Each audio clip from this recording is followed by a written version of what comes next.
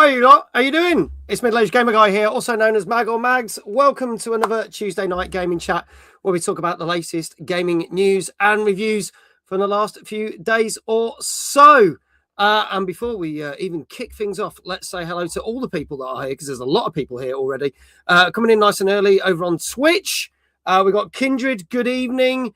Gozzo, how you doing? Jesse, how you doing, buddy? Over on YouTube, Lorraine. Hello, lovely. How are you? Great to see you. Retro Shazar, Flame, Hannah, how you doing? Rock Muse, oi, oi! How you doing? Ben, good evening. How are you doing? Eating a Unicorn, hello. Thank you for the follow a couple hours earlier. I'm guessing you've jumped over from one of our guest streams who will announce very shortly. Lovely to have you here. Welcome on in. As I said, we are broadcasting to YouTube and Twitch this evening. John says, good evening, John. Popping in before I head home from work. Always good to see you. Doing good, thanks. Just on a video on Twitch about finishing the Borderlands 3 journey. Ooh, do you know what? That was the only one I never played. Only one I played. Maybe I should play it because it's probably better than the fourth one, because that was shit. Mag certified. Danka, good evening. How are you? Kindred, you've just been rewarded 450 Mojo Bytes on a 55 streak. So good to see you. I mean, this is the best place to be on a Tuesday evening anyway, but Netflix, Prime Video, Disney Plus, and Xbox Live, amongst others, are all having major issues. So everyone might as well watch TNGC. Yes, it's the one thing that doesn't break, and it's more reliable. YouTube and Twitch, not TikTok. Does that mean we can say beer? We can say beer, Ben. We don't stream the talk show on TikTok because TikTok cannot handle the talk show, believe it or not, but we are trying to find a way to do it. But we're also streaming to mobile and portrait formats on both YouTube and Twitch. So whether you're watching on a phone or that, it's all kind of cool. It works because we're clever like that. But TikTok, yeah, no chance at the moment. We're working on it. There you go. Beer, glorious beer, more beer. He says doesn't break, but when he jumps from behind the chair, yeah, my legs go cracking. No, I'll do that later. I will get a drink later. There's no redeems on because we don't do that on the talk show. Also, need to tell you that we are sponsored. This talk show is sponsored this week and next week by the mobile game that came out 2 weeks ago, which is Foundation Galactic Frontier. If you're watching on Twitch, !Galactic in the chat, it's a free-to-play mobile game on PC and mobile. You can play it on either, download it. There's a number of goals that we've got set for you to try out. And if you hit level 20 before the 25th of February, it'd be greatly appreciated. But even by installing the game and giving it a go, you are helping this channel, which means we can continue to do another 250 plus of these shows, which we've already done. So there you go. Brian, good evening. Oh, yeah, good luck. All on the game. Yeah, we've already had one person complete the challenge. So, again, I'm going to big shout out to Lulu.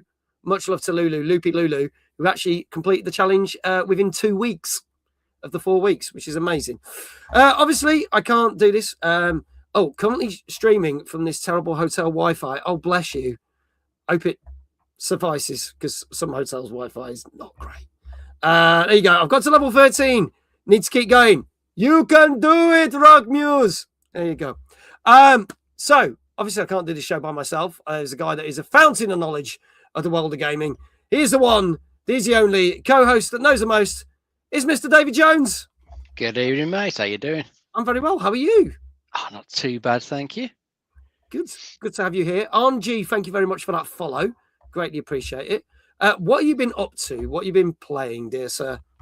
I've played quite a couple of demos, actually, for stuff that's coming out, I think, in March. We had demos out in the week for Replaced and for Planet Alana 2. So I had a quick blast through both of those. Both seem pretty good. So Replaced gives you a nice little section early on to play through, whereas like the Planet Alana one jumps between a few different sections in the game just to give you a different taste of its puzzles and what each different section of the game is going to look like. Actually, both seem pretty good. Both kind of similar in a way. It's both a side-scrolling puzzle games, but both got their own style.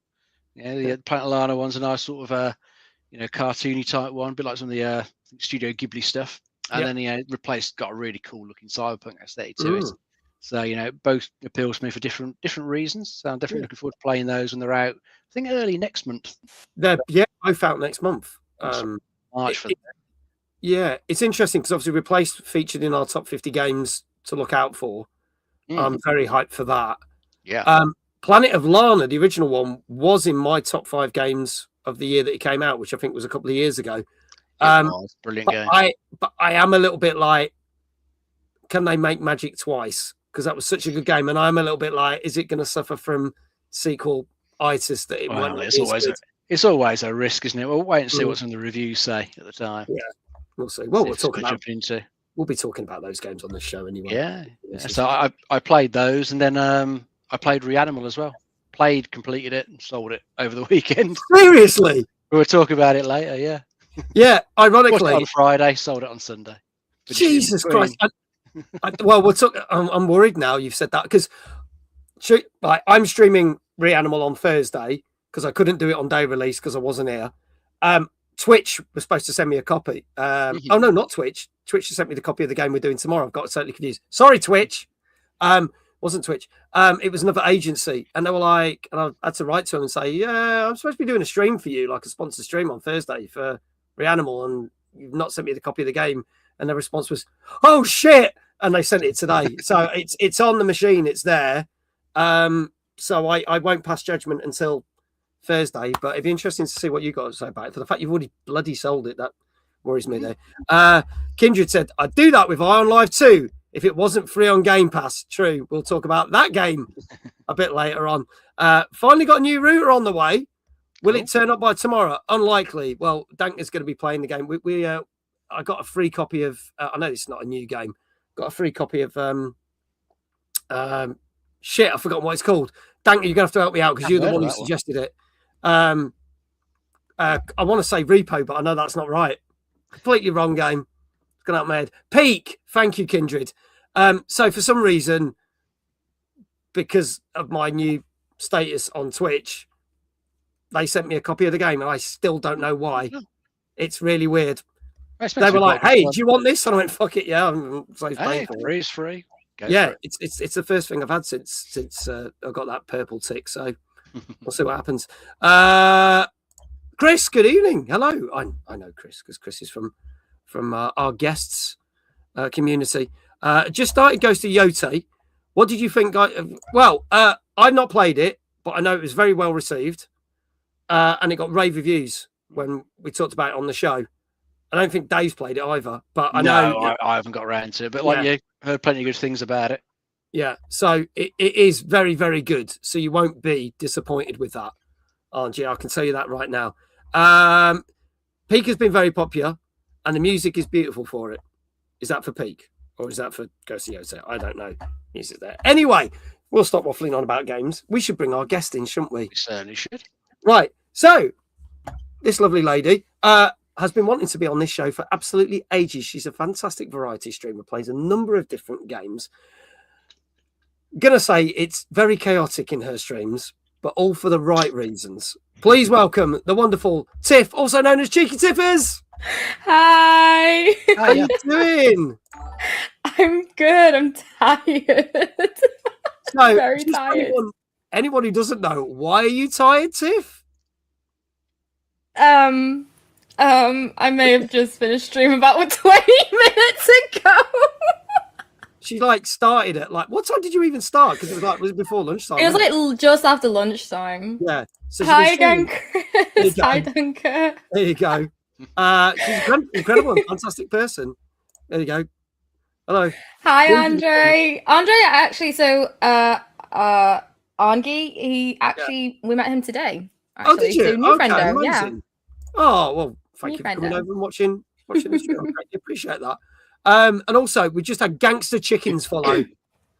Thank you, Gangster. Love that name. That's brilliant. I like this. Quote of the day. We should stop waffling on about games. Isn't this a game chat show? Yeah. But not about the games we're waffling on about. Just to clarify. I was going to say, it's not the irony of it. It is, yeah. This whole show is full of irony and innuendo and God knows what else, but there you go. Anyone who doesn't know Tiff, firstly, can we get a shout out? Can we get the mods to shout out Tiff? If you're not following Tiff, go follow her on Twitch. Twitch channel will be in the chat very soon. But tell us a little bit more about your channel, how long you've been streaming, a little bit more about you. So I'm Tiffers or Cheeky. I'm doing my raid messaging. This is like a repeat.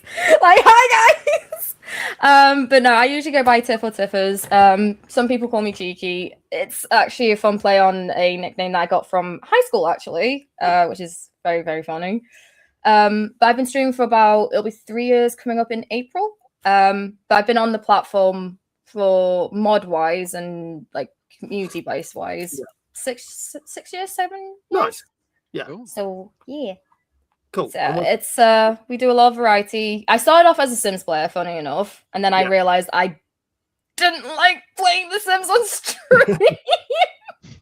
It's more of an offline thing. I do with my friends, and then I learned I was like more into my variety. So like my JRPGs, RPGs, turn-based, community games. I do a lot of community-based games, as people know.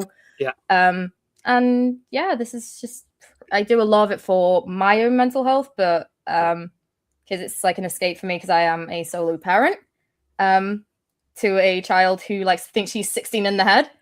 Yeah. But besides that, it is just fun and it's just an escape and it's just nice meeting, all the new friends that I have met so far, like you guys.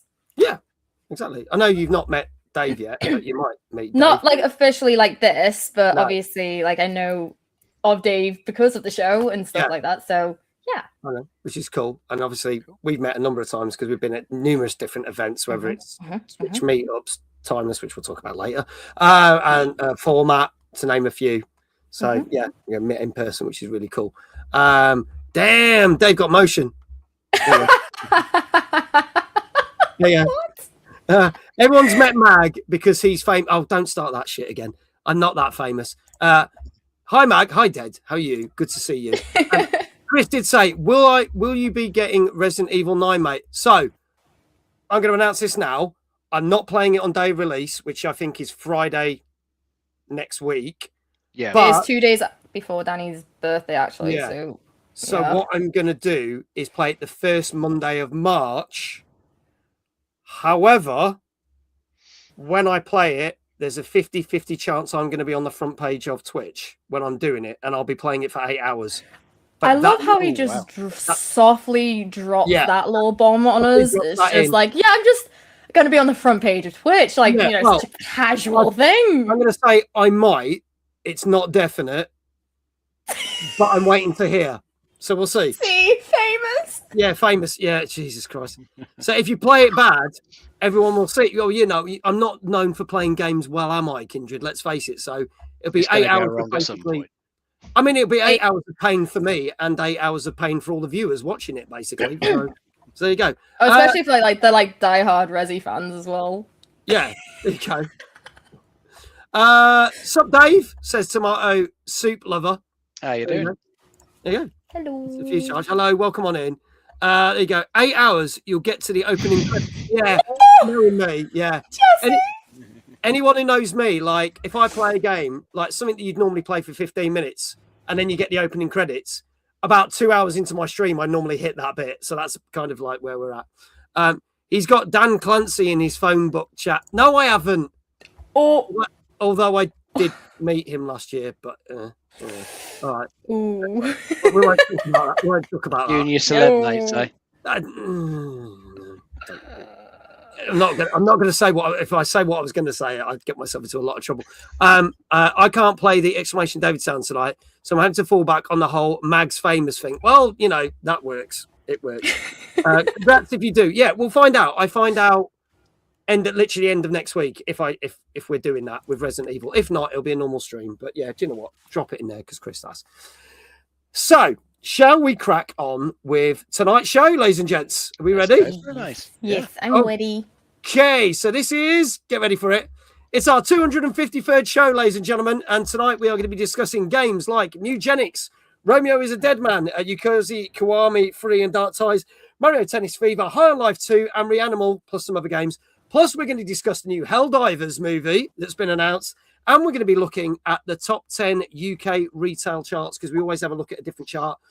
Next week, we will have a look at the Xbox chart for the first time ever because that literally landed in my lap today. So we'll have a look at that. So that would have been more fitting for me because I play more on Xbox. I know. You know what? I got it so late. It's so annoying because I asked for it and I got it sent too late, and I was like, we'll revert back to the UK chart, but we'll see. We'll see. Anyway, it's good because it follows on with some of the stuff we've talked about.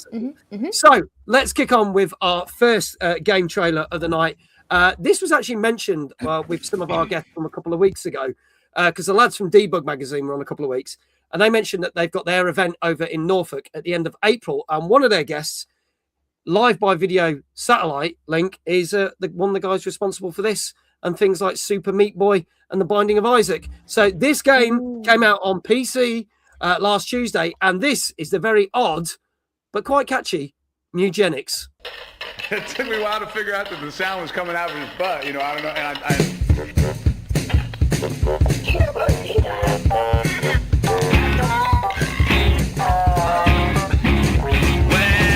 take a cat, rub it on a cat, and that cat gets all fat. Not too sure what's up with that. Mewgenics. Then that butt, the one with the gun, the little baby cat comes out of his butt. Not too cute, you know what? Mewgenics. Mewgenics is a game that we all love to play. Just collect the good ones, throw the rest away, I understand how hard it sounds, judge me if you may.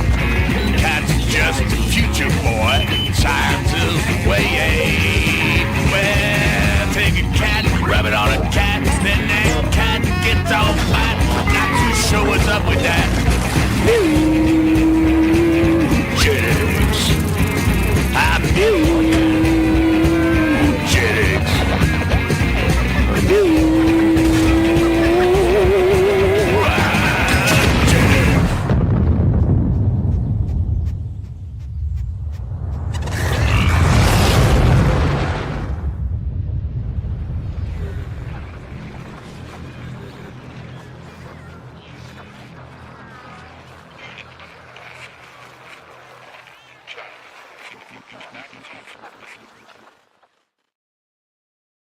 Well, if you're going to go out with a bang, you might as well do it that way. Literally. So, this comes from the very warped mind of Edward Macmillan, but obviously he's done some really cool games in the past. This is a new game. I'm going to say this now. I'm not going to talk about the controversy that surrounds this game because everyone's talking about it. All I will say is if you don't know what it's about, there's a number of different people who've basically done voice acting work, which basically consists of just saying meow. And one of the people was probably not the best choice, but we'll leave that there. But then there are other controversial figures like Matan Even, who, if you can't remember him, he was thanked President Bush at the Game Awards for receiving the trophy. I actually think he's a very funny YouTuber because it is all an act what he does. But some people don't like him because he's controversial, and there's a few others there. But hey ho, that's that aside.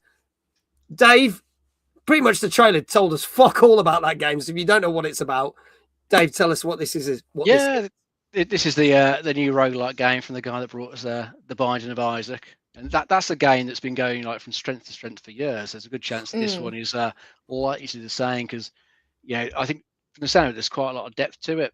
So you get a number of cats to begin with, and you can start breeding them, and you're trying to sort of get the sort of right sort of characteristics through the breeding process to get like the best type of cats to send off on adventures.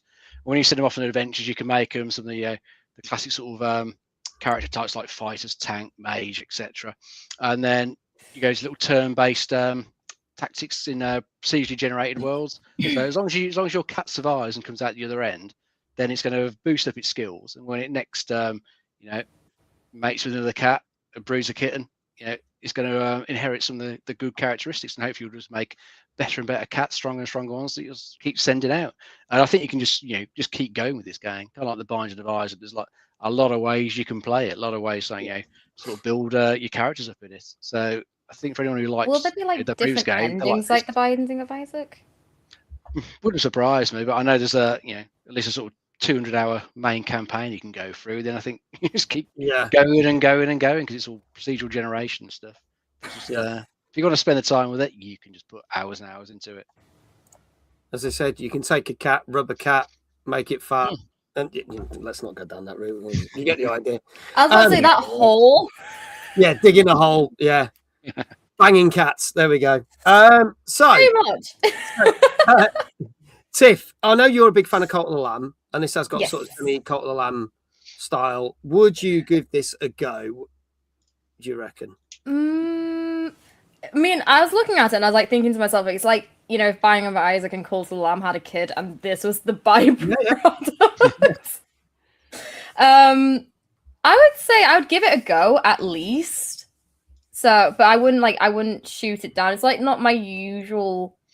I don't know why. It may be controversial to how I say, but it is my opinion on it. I didn't really get into the Binding of Isaac as much as some of my other friends did, and some of the people that I do know and things like that. But it's not something that I wouldn't. It would be more like a game that I'd play, I guess, off stream than I would on stream. Okay, yeah, and see how you get on with it, and see how I get on with it, sort of thing. But I wouldn't knock it until I try. I always try something. So, unless it's definitely a game that I'm just like, no. But no, this is something I would try. Personally, I think it's interesting because some streamers have completely shied away of it and gone, no, because of the controversy, we're not playing it, and others have just gone, fuck it, it's just a game and we're playing it. And it's interesting. I've seen some people were playing it last night, and then some well-known people going, well, I wanted to play it, but my management won't let me, and I'm like, oh, fuck it, it's okay. I mean, it feels like it's it. the Hogwarts controversy again, Hogwarts thing, and it's like, and that didn't affect the sales of that game. No. It won't make a difference to this one.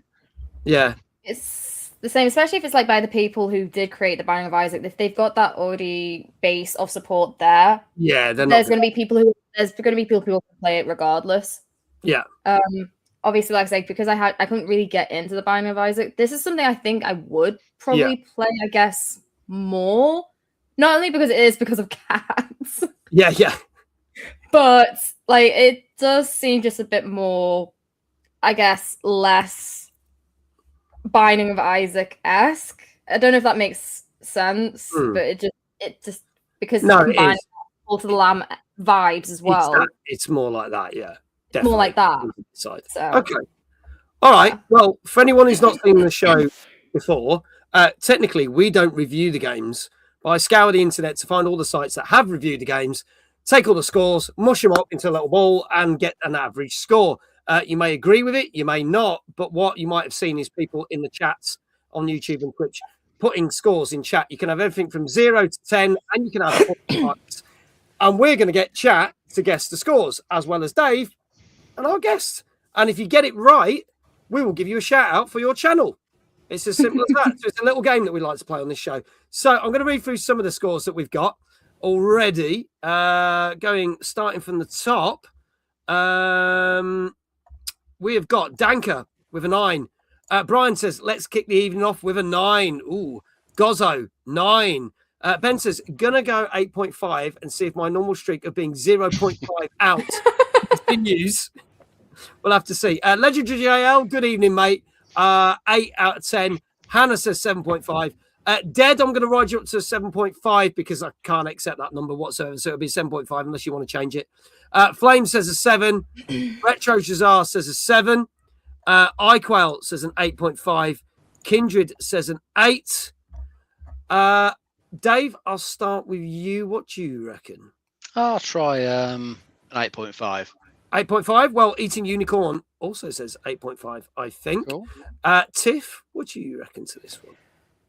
Ooh, I'm not trying to think too much into it, but going off like what I was saying before, maybe I'm torn between an 8 or an 8.5, but I'd say 8.5. 8.5. I'm gonna stick at 8.5. Okay, Chris is saying I'll give it an 8.5 as well. Folks, this is your last chance. This is Mewgenics, which came out last Tuesday on PC. And if there are no more scores in chat, I can tell you, on average, this got a 9 out of 10. So, Tiff's like just slightly off. So is Dave. And poor Ben was 0.5 off. Oh! As he predicted. There you go, Ben. But like he's celebrating because he's like, yay, 0.5 off. So there you go. So congratulations to the following people who did get it right. Danka, you get a shout out. Gozzo, you get a shout out. Brian from UK Gaming Network, you got it right as well. Well done. And just scrolling down, making sure I've not missed anyone else out. But I think those are all the ones that said 9. So yeah, it's gone in absolutely storming. It got some really good reviews for that one. Sophie, good evening. Thank you for doing some of the modding. I greatly appreciate it. So there you go. That is our first game. So if you are interested in that, go check it out because it's getting really, really, really good reviews. And don't forget, if you do want to go over to Norfolk at the end of April, Edmund McMillan will be a guest at the Debug gaming event because Mewgenics was the front cover of one of their magazines a couple of months ago. So there you go. Moving on to our next game this evening. This is a game I can announce that I will be playing next month. I have been sent it. And this has come from Blumhouse because, you know, Blumhouse are famous for making horror movies. A couple of years ago, they announced they're starting into horror games, and this is one of their latest releases. I will be covering this next month on a full stream. This came out last Tuesday on PC, Xbox Series X and S, and PS5, and this is called Chrysol Theatre of Idols. Let's have a look at the trailer for this. Every drop of blood you've spilled, every secret you've hidden,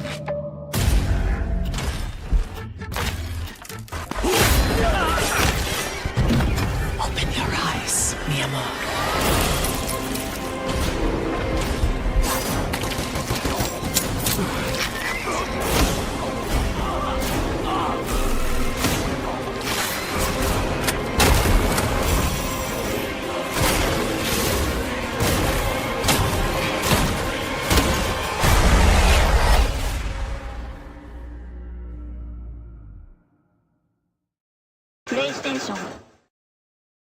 There you go. That is Chrysol Theatre of Idols, a bit of an FPS horror from Blumhouse. Dave, tell us a little bit more about this one, please.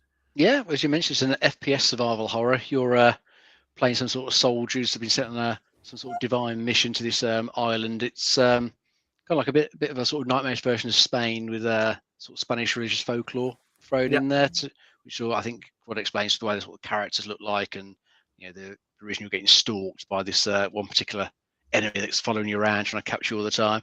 The one thing this is doing that's quite interesting compared to other survival horror games is for your weapons, your blood, your health is the ammo. So whenever you want to refill your gun, your health bar is going to go down. So you're going to have to try and manage your health and your ammo quite carefully. And it is really going to sting when you miss those shots at enemies. You know, you think you've lined up the headshot perfectly, and then they just sway at the last bloody minute and you miss them. That's really going to sting. It's your own health, your own blood there. It certainly looks like an interesting game, interesting premise to it. As you say, it's come from Blumhouse. They've made some pretty decent looking horror games recently. This one probably is worth a bit of a look. From what I've seen, like the gameplay, it does look pretty decent. So yeah, not particularly expensive, and it's sneaking out just before Resi 9 comes out next week. So you know, hopefully give it itself like a week-ish for people to play it before they move on to Resi. Looks all right to me. They're like, let's get our week in. Yeah, let's get it before everyone starts talking about that for like the next 2 months or whatever. Oh no, it'll be a while. People are still talking about Resi games to this day. I know, and that'll probably carry on. If this new one's really good, it'll crack on. This is about 15 quid on console, and you can get it slightly cheaper on Steam at the moment, 13.49. I will say Mewgenics was about 23 quid, so that's quite. But then if you're going to get 200 hours out of it, it's nearly like £1 an hour. Value for money, though. It's £1 an hour, so it's penny an hour. But it's all good. Yeah, so Tiff, horror games and you, do they mix? Mag, you should know this.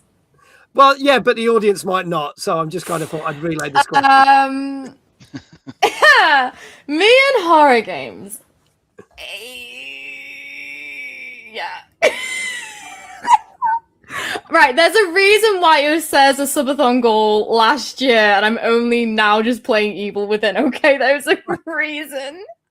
I am a very jumpy streamer when it comes to horror, and I don't mind watching it. This is the weird thing. I don't mind watching it. I don't mind watching other people watching it. It doesn't do anything to me. It's just when I'm going through it myself, my anxiety is just like, no.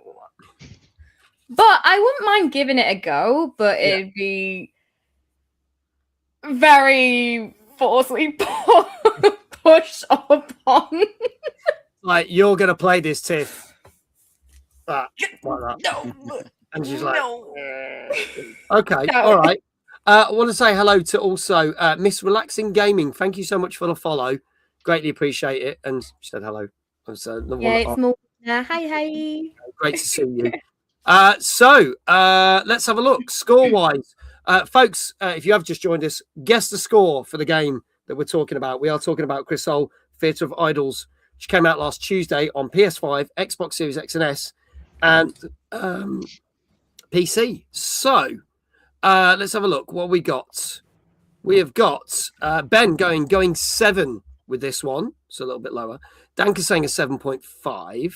Gozzo saying a 7.5. Hannah going a little bit higher with 8.5. Brian saying an 8. Kindred 7.5. Rock Muse a 7. Retro Jazar 6.5. Dead Toxic 8.5. Flame 6. Really varied scores on this one because everyone was going quite high with the last one, but this one seems to be bouncing around. Tiff, I'll start with you on this one. What do you reckon this might have got? Obviously I can't really want to talk on horror games with like scores and stuff, but maybe a 7.5. Okay, 7.5 says Tiff. Eating a Unicorn also says a 7.5. Dave, what say you? I'll try 7.5 as well. Going for a 7.5 as well. Okay, cool. Thank God this isn't one of these weeks where they're like all just dancing around the scores. Oh, Dave said that, so I can't have that. We're keeping it simple. For You have the same scores if you want. There's no crime against it. It's all good. So that's all right. Yeah, I'm claiming it, Dave. It's mine. Yeah, well, Tiff did say it first, so yeah, that's true. No, it's That is true on this one. On the one before, not so true, but now you're equal, so it's fine. Dan's just like, Tiff, you're learning. Take my score, either add or Yeah. subtract. Yeah, Tiff, you're learning. Take my score and either add or subtract 0.5. That's it, yeah. Iqual said, missed the trailer, but I'll say 7. I mean, you never know. If he gets it right, I'll laugh. Yeah. If in doubt, go for a safe 7.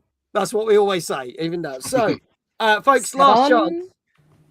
If there are no more scores in the chat, I can tell you this average a 7.5. Nice. There you go. Well done, Tiff. Let's get a shout out for Tiff. Well done, Dave. We'll come back to you shortly. Yay! There you go. Eating a Unicorn, you will get a shout out. Kindred, you get a shout out. Gozzo, well done. You get a shout out. Danka, you get a shout out. I think you guys are 2 for 2 at the moment, if I've got that right. So there you go. And yes, Ben, yes again, 0.5 out, but that deserves a round of applause. There you go. But, you know, for everyone that is 0.5 out, he will get a round of applause. Miss Relaxing Gaming says, unfortunately, I need to go to sleep because I took my sleeping medication. My symptoms have come back because of showering so late.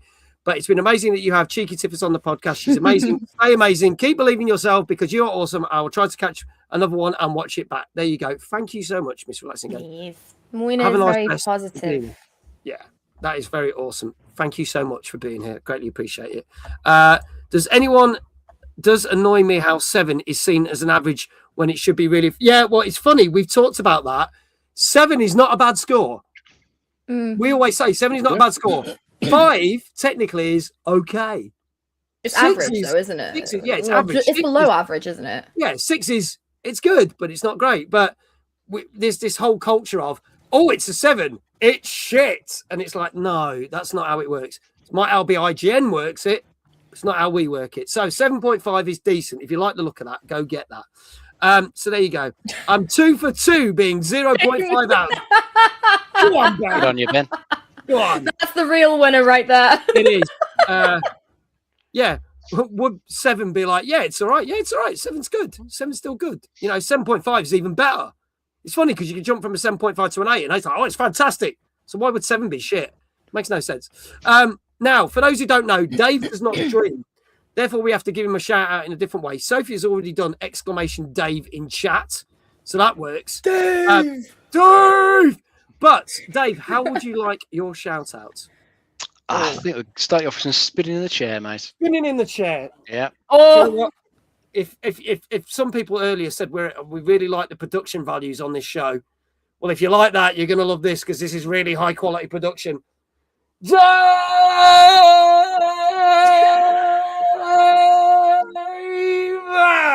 Jazz hands. Very nice. all I can hear is like going through to like. Yum, yum. If anyone's all I watching hear. this in surround sound, that will be a treat for you right now. Yeah, I'll just travel back like 0.2 seconds. I'm not sure treat's the right word. It's probably not the right word, but there you go. Every game is good in its own way, and every person may love the game. Exactly. The G-force on that, geez, I know. I mean, I am training to go to the moon, and then I'll probably stay there. So there you go. It's even funny when he takes something out during the spin. Yeah, I knock things over. Luckily, that I'm one. hoping the I've shells seen go that one happen. day. I have seen that happen. I like this. I usually turn motion blur off. Yeah, Great. yeah. You can't with Max. No, Unfortunately. sorry. We haven't got the production value for that. We couldn't afford the little button that toggles it on or off. Sorry. Damn it, Twitch. There You you should go. be keeping on job I of know. this. try and do it, you know. Oh dear. Right. So we're going to talk some gaming news. Now, last Thursday was the PlayStation State of Play event, which was on for roughly about an hour and 10 minutes. There was a lot of games we already knew about, and they were just covering more games, but there was a lot of games we didn't know about. So for anyone who didn't see it, you're going to have spoilers now, because what we're going to do is we're going to recap everything in 8 minutes. Literally 8 minutes, folks. This is courtesy of GameSpot, because IGN did it in 9.5. So fuck them. GameSpot, they're doing it quicker. So that was the easiest way to do it. So We don't go into that, do we? No, fuck it. Just quicker. I'm doing it quicker. So let's do this. Let's find, where the hell's that gone now? Let's find the videos. Oh my god, the videos have disappeared. This is not a good start. Hang on, I had them loaded up. Oh, don't. Technical difficulties. I know why, because dumbass here clicked on show image, not show video. So it was just showing all the images instead of videos. So here is every game that was announced in State of Play for 8 minutes, and we're going to try and commentate over it as I hit this button. Here we go. Great. I'll just knock this down. So we go, courtesy of GameSpot. So this was you know what? It made me realise that how old the first game was, because I thought this only came out. Is it like 2 years Kenna? ago. This is the It new is, King yeah. game, yeah. New one. Brand I new. was like, she looks older. I was like, I swear Yeah. she was like yay big. Yeah, so they've made it older. That's due out this year. We then had, Oh, is this Another goes to new edition. Yote Legends? yeah, so this is their multiplayer thing that's coming out. Yeah, that's Oh, right. I don't free like download. it. I don't like the look of it. That actually comes out Why? next month. And it's free. And Death Stranding 2 is coming to PC. That's gonna be good. And I think that's next month as well. Yes. There we go. There you go. Yeah, same Danka. I was surprised about it as well. This like, one I'm kind not of- so sure about. This is a game. Yeah, Is this called one of the guys Fallen? behind it is from, I think, the Left 4 Dead games, which were good. Yeah. Kind of like you, I'm not too sure about the look of this one. Could be alright, but don't know. Yeah. We'll see. Obviously, we've Master, I got like the Black look Mark of. Ooh. coming The out in demo April. for this is good. This looks great, so I'm looking forward to this. And there's the demo still available if people want to try it. We will be It's- streaming that. Reminded me of a film that I watched with my community. I can't remember. I'll try and find the name of the film, Yeah. but it gave similar vibes to it. We had another update on Resident Evil 9, which obviously comes out next week. It's looking very Leon nice. still looks good. Yeah, it looks really, really good. Then we got a couple of remasters announced. This was the first one of them. We got the remaster of Legacy of Kain. And then for your JRPG fans, Yes. we got Brigadine Abyss, Yes. Yes. which is due out sometime this year. Then they're adding more stuff to Dead or Alive 6, and because it is soon to be the 30th anniversary, there is a brand new version of Dead or Alive coming. Dead Dead or Alive 7 most likely, which would be good. God, I love how the game does. We're like, let's just do a close up of. Yes, the boobs, because then you'll know who it is. Yeah. They're like, yeah, we know. This is the new Control game. We got to see more of the combat and how it works. Now it's gone from gun combat to hand-to-hand combat, but Funnily enough, I'm currently playing through Control for the first time. Oh, I love Control. Brilliant game. It's confusing. I'm like, am I one brain cell and the non-existent one fighting for 5th place? It's just looking at it like, huh? But it's got a good story. Yeah. Confusing, but good. Oh, it's a fantastic game. It's my game of the year of 2019 when that come out. Can't wait for the new one. Then we got some more things. Beast of Reincarnation. It's giving Yote vibes. Yeah, that comes out August. Then something that's pretty much dropped that day, the Rayman 30th Anniversary Edition. You can now get that now and play. This is the game we talked about last year on the show, which is now coming to PlayStation. Mina the Hollower. This got rave reviews. I think it's got an 8.5 on the show. And a prologue to a very beloved game, Neva, which is DLC. Is it the? It's like very indie, isn't it? That one. This is a new sort of co-op tactics game. Yeah. Yako Shinobi Ops. Yeah. Couldn't tell a huge amount from that trailer. Yeah. Interesting. Need to see more though. See how it plays. Now this was the game with the giant chicken in, isn't it? Yeah. I thought this was like a new was the Black Myth game, but it's something else. Project Windless it's called at the moment. And yeah, you're playing as a big chicken. Yeah. It's not got its full proper name yet because it still says Project Windless, so that name of that might change. But we'll have to see. I'll actually die if they call it Project Clock. I'm not gonna lie. We got more of the new Star Wars racing game, which looks pretty damn good. Yeah, hopeful for that. Love the original one back in the day, the pod racing. This one is looking nice. We also got more of the new James Bond game, which comes out at the end of May. Ooh, I do want to play this one.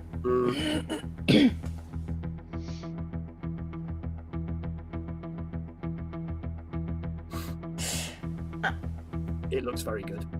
It does look good. I was trying to think what it reminds me of, but not the actual, obviously, full Bond games. It's given, oh my gosh, the name escapes me. If you were going to say Hitman, because it's made by the same people who made the Hitman games. Obviously, it's got that. Yeah, I can see those sort of vibes. I was on about, oh, it's really going to annoy me now.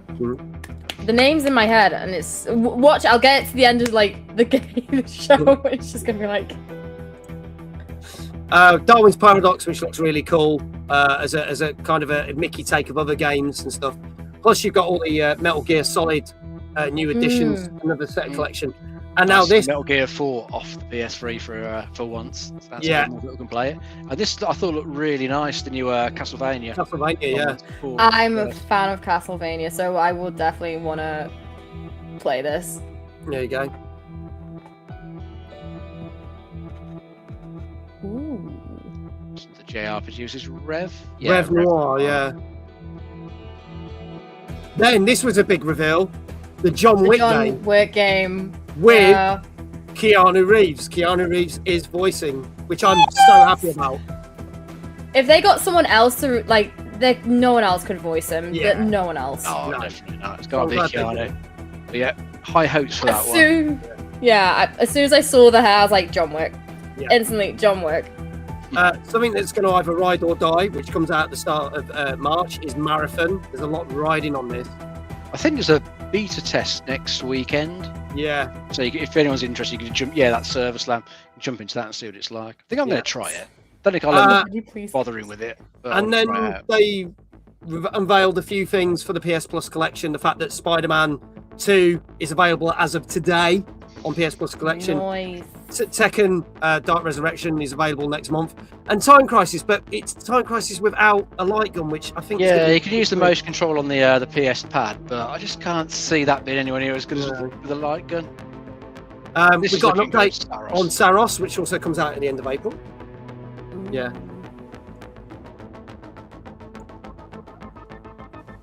And then in August, we've got Marvel Token Fighters, and obviously they showed off some more of the characters for this. Some Marvel characters not as well known, but we also got Storm and Wolverine. And then obviously some more remasters announced. We're getting the original God of War trilogy.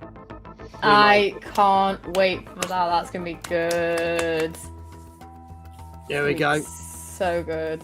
It'll be interesting to see what they do with these. Will they kind of stick with the way it looked and played originally, or are they going to try and make it like third person, like the more recent God of War? So they're going to tweak it a bit.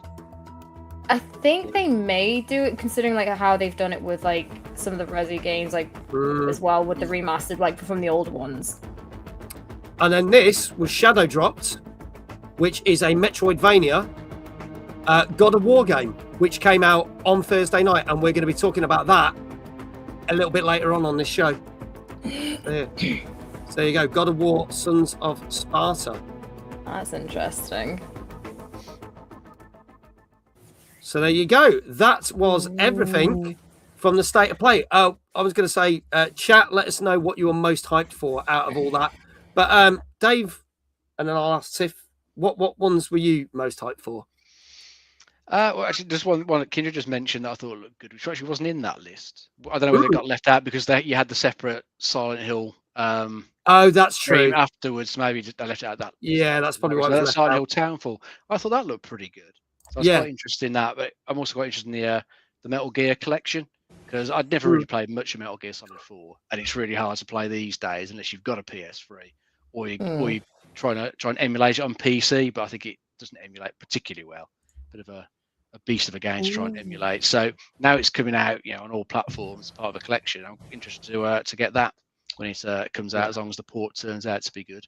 So those are a couple that I'm interested in from there. Yeah. Tiff, which ones were you most interested in? Kenna. Yeah. Just because it was interesting to see because it's when I played the first one, it's been a while now, but I love the story of it, and I was I'm curious to see how they progress with her story on that one. Yeah. Especially now, it's giving sort of what is it, Korra, Legend of Korra, sort of esque vibes with how she's styled, and I love that sort of stuff as well. I guess as well, Raymond grew up with Raymond, so that is something I'm looking forward to. Control, since I'm currently going through. Yeah. The Control. Good night, Sophie. Night, Soph. And then I would say as well. Oh, I don't know. Those ones really the only ones. Oh, and the God of War games as well. Yeah. And the God of War games. But yeah, no, those ones are the ones that stood out for me personally. Yeah. But like I said, there's a lot of childhood memories when it comes to Raymond, and then the story progression with Kenna. It's just it'd be interesting to see. There you go. Dank says there's a new character in the Kena game that will replace the little black balls. Ooh. For me, actually, the Silent Hill game, because it's kind of set in Scotland, which looks quite cool. I know we didn't see it on that thing there. Because I'll be honest, I was quite disappointed with Silent Hill F. It just didn't tick the boxes for me, which is a shame. So I'm looking forward to that because that feels more like the Silent Hill that we know and love. Obviously, John Wick looked great. And there's a few others are there, but I've kind of already talked about them. Your typical ones, Saros, obviously Pragmata, Resident Evil 9, all the Bond game, but I've already talked about them before, so it's kind of like those were a given anyway. It was just you were getting more information on them. I know what the 007 game reminded me of a little bit. Uncharted. Yes. Do you know what? Yes, you're right. That does. Yeah. I'm sorry. I knew it would come to me eventually. But it reminded me, again, it was similar to Binding of Isaac and Cult of Lamb. If Uncharted and Hitman. Hitman had a baby, and voila, that is it. The byproduct. I wonder if that's what they're kind of going for, because seeing some of the clips, it certainly looks like from what we've seen, which I'm looking forward to, because I love the Uncharted games. That a good action adventure game. Definitely up for it. Especially with like some of the the graphics and the dynamics of like how the movement is as well, from what I've seen. Yeah, and it does look very similar to what they would do, sort of thing. Okay. I wouldn't be surprised if they take the whole health system from Uncharted 2. Actually, they might do. We'll have to see. I don't think in any of the things they've revealed how you heal or anything in that yet, have they? So I've not seen anything. We'll see, but we'll find out. Obviously, all those games we'll talk about more in future shows, and obviously when they come out, we will talk about them and tell you the review scores as and when they happen. Let's move on to some more new games. This was a game I played on Thursday. Welcome back, Chris. This trailer is probably even more obscure than the game itself. This came out last Wednesday on PS5, Xbox Series X and S, and PC. And this is the trailer for Romeo is a Dead Man.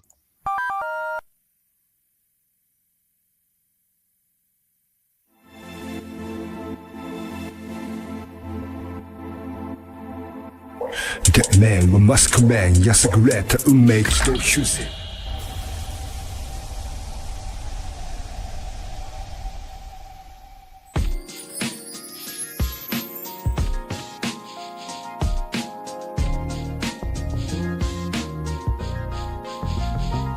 何百何千何万回もの分岐行き止まり三差路迷って選んでたどり着いた奇跡とも言うべきこの場所から正反寄せては返すもしと語らればちょべりば鬼手か何周目だでもやるんだよネバギバやべえよゴン攻めビッタビタギタのハードモードメタメタの境地だかゴー魂誰だ連日の酷暑でも大丈夫だ手のひらの上で終わりなきようだ胸騒ぎは6000万電子遊戯ファンキーゴーダンドンスタウォンスタなんだかんだドゥビドゥビダバダバ時空暗ギャうなる縦置きのターボチャージャーこのアンテナがキャッチしたドープなナンバー狂い咲けないサンダーロード埋め尽くすインプラントのビルボード埋め込まれてだいぶ経った大海原越え遥か彼方届いた手紙彼方からみんな元気でやってます Y2K から何ディケイ新鮮味ねえこのエビデイまた夢か幻かラスボスかここでリセットかオープンワールドのデッドエンジンとコードでハッキング突破点まさに夢か幻か次たちかハッピーエンドはどこだ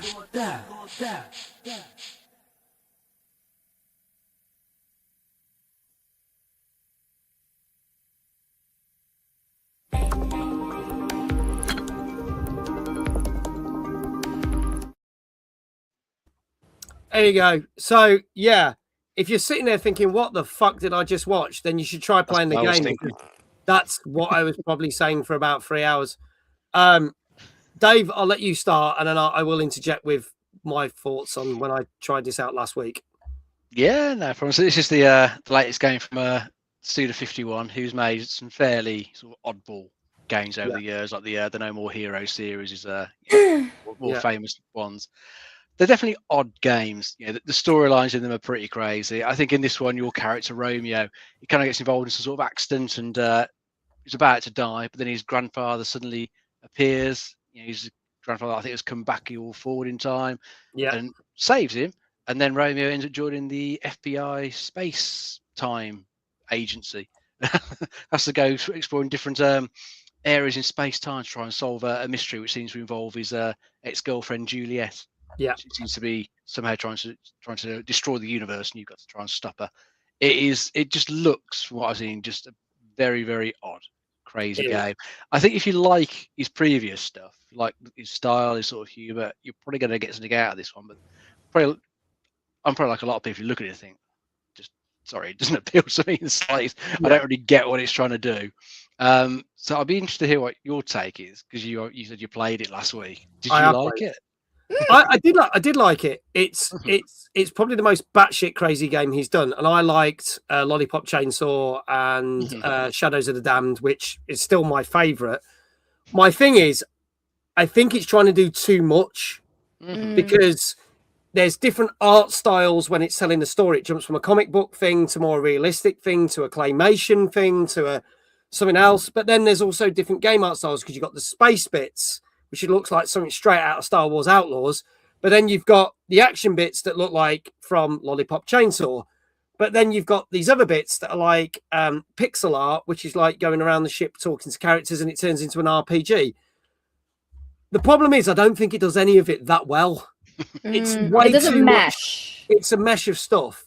And I realised, because I did play some more after, is that the main game mechanic, which is the action bits, whereas, say, like with Lollipop Chainsaw, which did get quite tiresome the more you went on, it became the same old stuff, hacking and slashing. At least with that, you could give her new moves.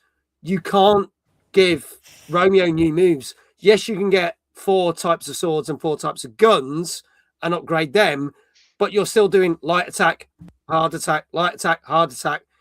And quite a few of the things are quite unresponsive, the weapons and stuff. So it can get quite frustrating in places, but I do like how they've done it. But it does feel that how the game starts, they should start the game from where it starts, not then jump 10 minutes of exposition on you to then go, well, he was alive and he was on Earth, but then this happened, and now he works for the FBI, but now it's in space, and his grandfather's alive, but now his grandfather's dead, and he's now a cartoon character on the back of his jacket, and his girlfriend is now not alive, but now she is alive, and she's 20 different people who might not be her, but they could be her, and you're like, what the fucking hell? And that's in the first 10 minutes. Oh! That's in the first 10 minutes. That's a lot to throw at you. It is a lot of, and it's like, why didn't you start with the game where he gets attacked by this weird thing and then go from there? It's yeah, I'm glad someone understands. Makes perfect sense now. I'm going to say it's fun, but it's not one of his best games. Mm-hmm. So there you go. Tiff, dare I even ask your thoughts on that? I just sat there and I was like, right, okay, it's interesting. The art styles, yes, work, but separately. Like I said, there's too much going on all at once, and then trying to understand, like you say, just explaining just the first 10 minutes of a game, and it's a lot to happen all at once. And I'm just sat there thinking, it's like they try to put too much into one thing, and it was either going to work or it's not going to work. And it's normally I'm a fan of JRPGs or esque sort of games, but I wouldn't play it personally. It's just something that, and it's not even playing on the joke of my one brain cell sort of thing. It's just, it would be too much for me to comprehend. Yeah. I think the problem is when it's going all out there and it's weird, it's actually really fun. But it's all the stuff in the middle that's quite dull and boring. And that's the problem. And it's it goes from one extreme to the other, which is interesting. Yeah. Let's see what people are saying. Folks, if you haven't put scores in the chat, please start doing so now. Let's have a look. So this is currently 40 quid on PS5, £41.24 on Xbox, or £42 on Steam. So I would not pay that amount. Yeah. I'm not gonna lie. Let's go. Ben is saying a 6. Chris is saying a 6. Danker a 7. Brian a 7. Hannah 7. Gozzo 7. Rockmuse says 7. She did like the pixel thing. I know. Remember Rockmuse was watching the stream. We did like the pixel thing. Was quite cool when you're going around the ship. We did like that. Thought that was cool. Who else? Anyone else got scores? Eating a Unicorn 6. iQuell 7.5. Flame 7, Retro Jazar 6, Kindred 7, Legendary JL 7. Dave, I'll start with you. What do you reckon? I'm going to go for a 7. Going for a safe 7. All right. Tiff? I'm torn between a 6.5 or a 7. But I'm going off it because, if I was to pick a 7, it'd be based off because of the, again, same with Binding of Isaac. People who have played Lollipop and things like that. Yeah. I'm going off that judgment because, okay, if they've got the base ground and the support for that, I would say a 7. Okay. All right. Folks, this is your last chance. This is Romeo is a Dead Man, which came out last Wednesday on PS5, Xbox Series X and S, and PC. And if there are no more scores, I can tell you that this got a 6.5 on average. I should have stuck with my 6.5. You were so close. Kind of like the highest scores. There were some people who did love this, and it was getting it did get a couple of 8s. But some people really disliked it, and it was getting 4s and 5s. So this was very mixed bag by the reviewers. Very mixed bag. So very much Rotten Tomato sort of low score vibes here. Yeah. I'm going to persevere with it to go through it because it's still interesting enough for me to want to carry on playing it. But there's bits that will probably grate my gears, if that makes sense. Yeah. Not because you're like me, you just like, okay, I've started now, I need to finish. Yeah, well, yeah, there is that. It's like, if I don't like a game, I just won't carry on. But this still has got my interest that I will want to continue it. So and see how it pans out. Especially because there's other different scenarios in it and different time traveling aspects. So we'll see. But yeah, 6.5. I don't think anybody got that right. So no shout outs whatsoever. So we'll swiftly move on to another game that has had a remaster. This came out on Thursday on PS4 and 5, Xbox Series X and S, Switch and Switch 2, and PC. And this is the Yakuza Kiwami 3 remaster with the added Dark Ties. Let's have a look at the trailer for this. If you want to fight, I'll give you one. But you should know, if it comes to that, I won't hold anything back. 2 of us will take over the Tojo clan. Easy!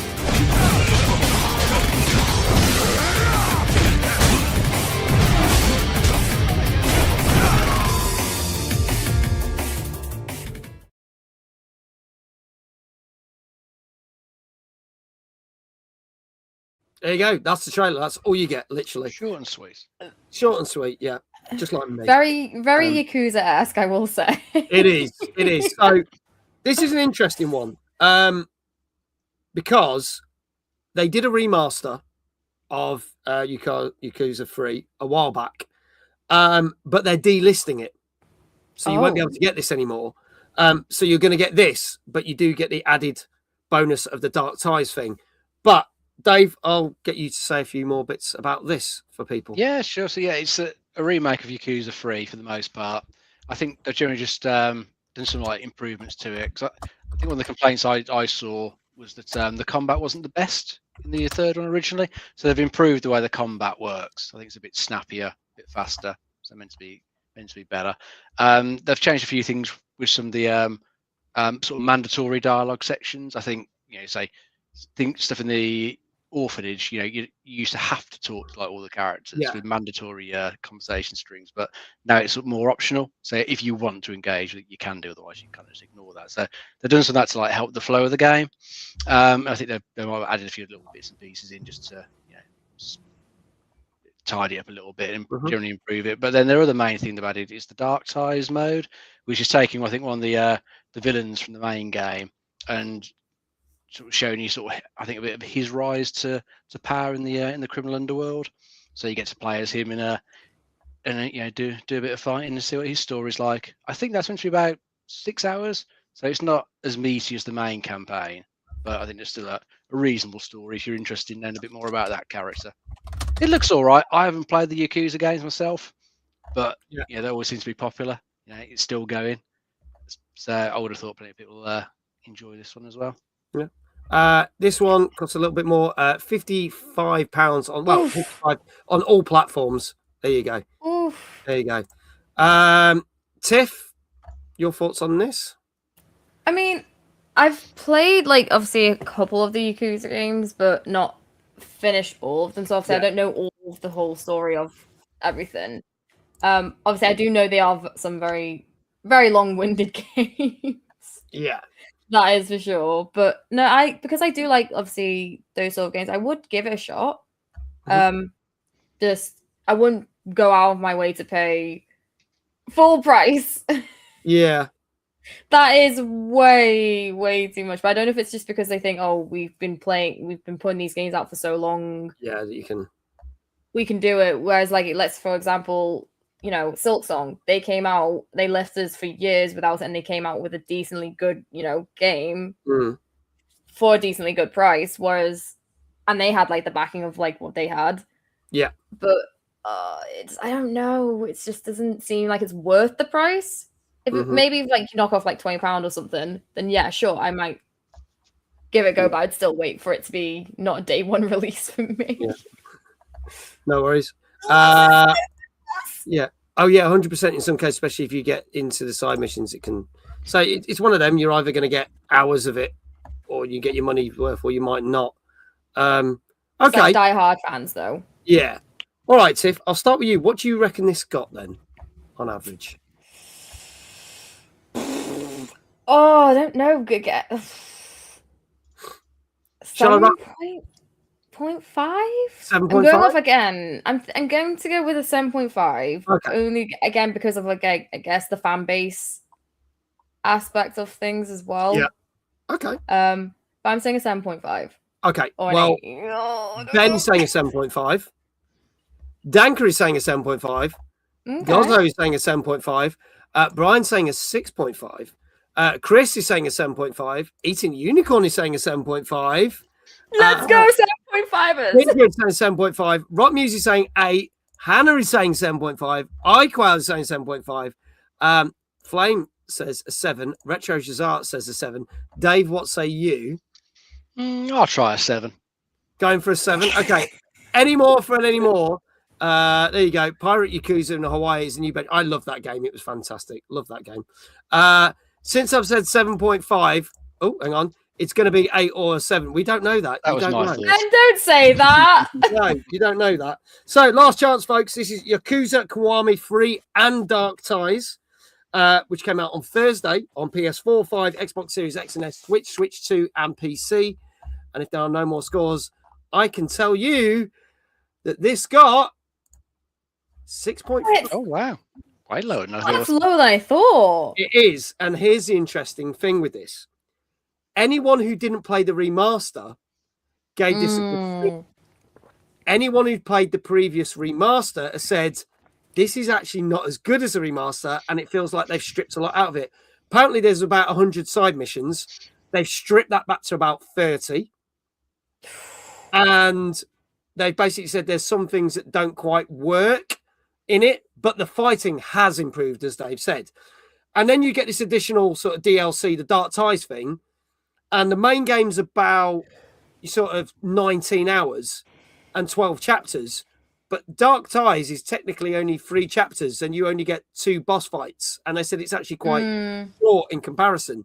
So what you're getting for what it's worth is not really as good as what they had. And the only way you can get the previous remastered version is if you buy the special Yakuza thing that has all the games, which is like 140 quid.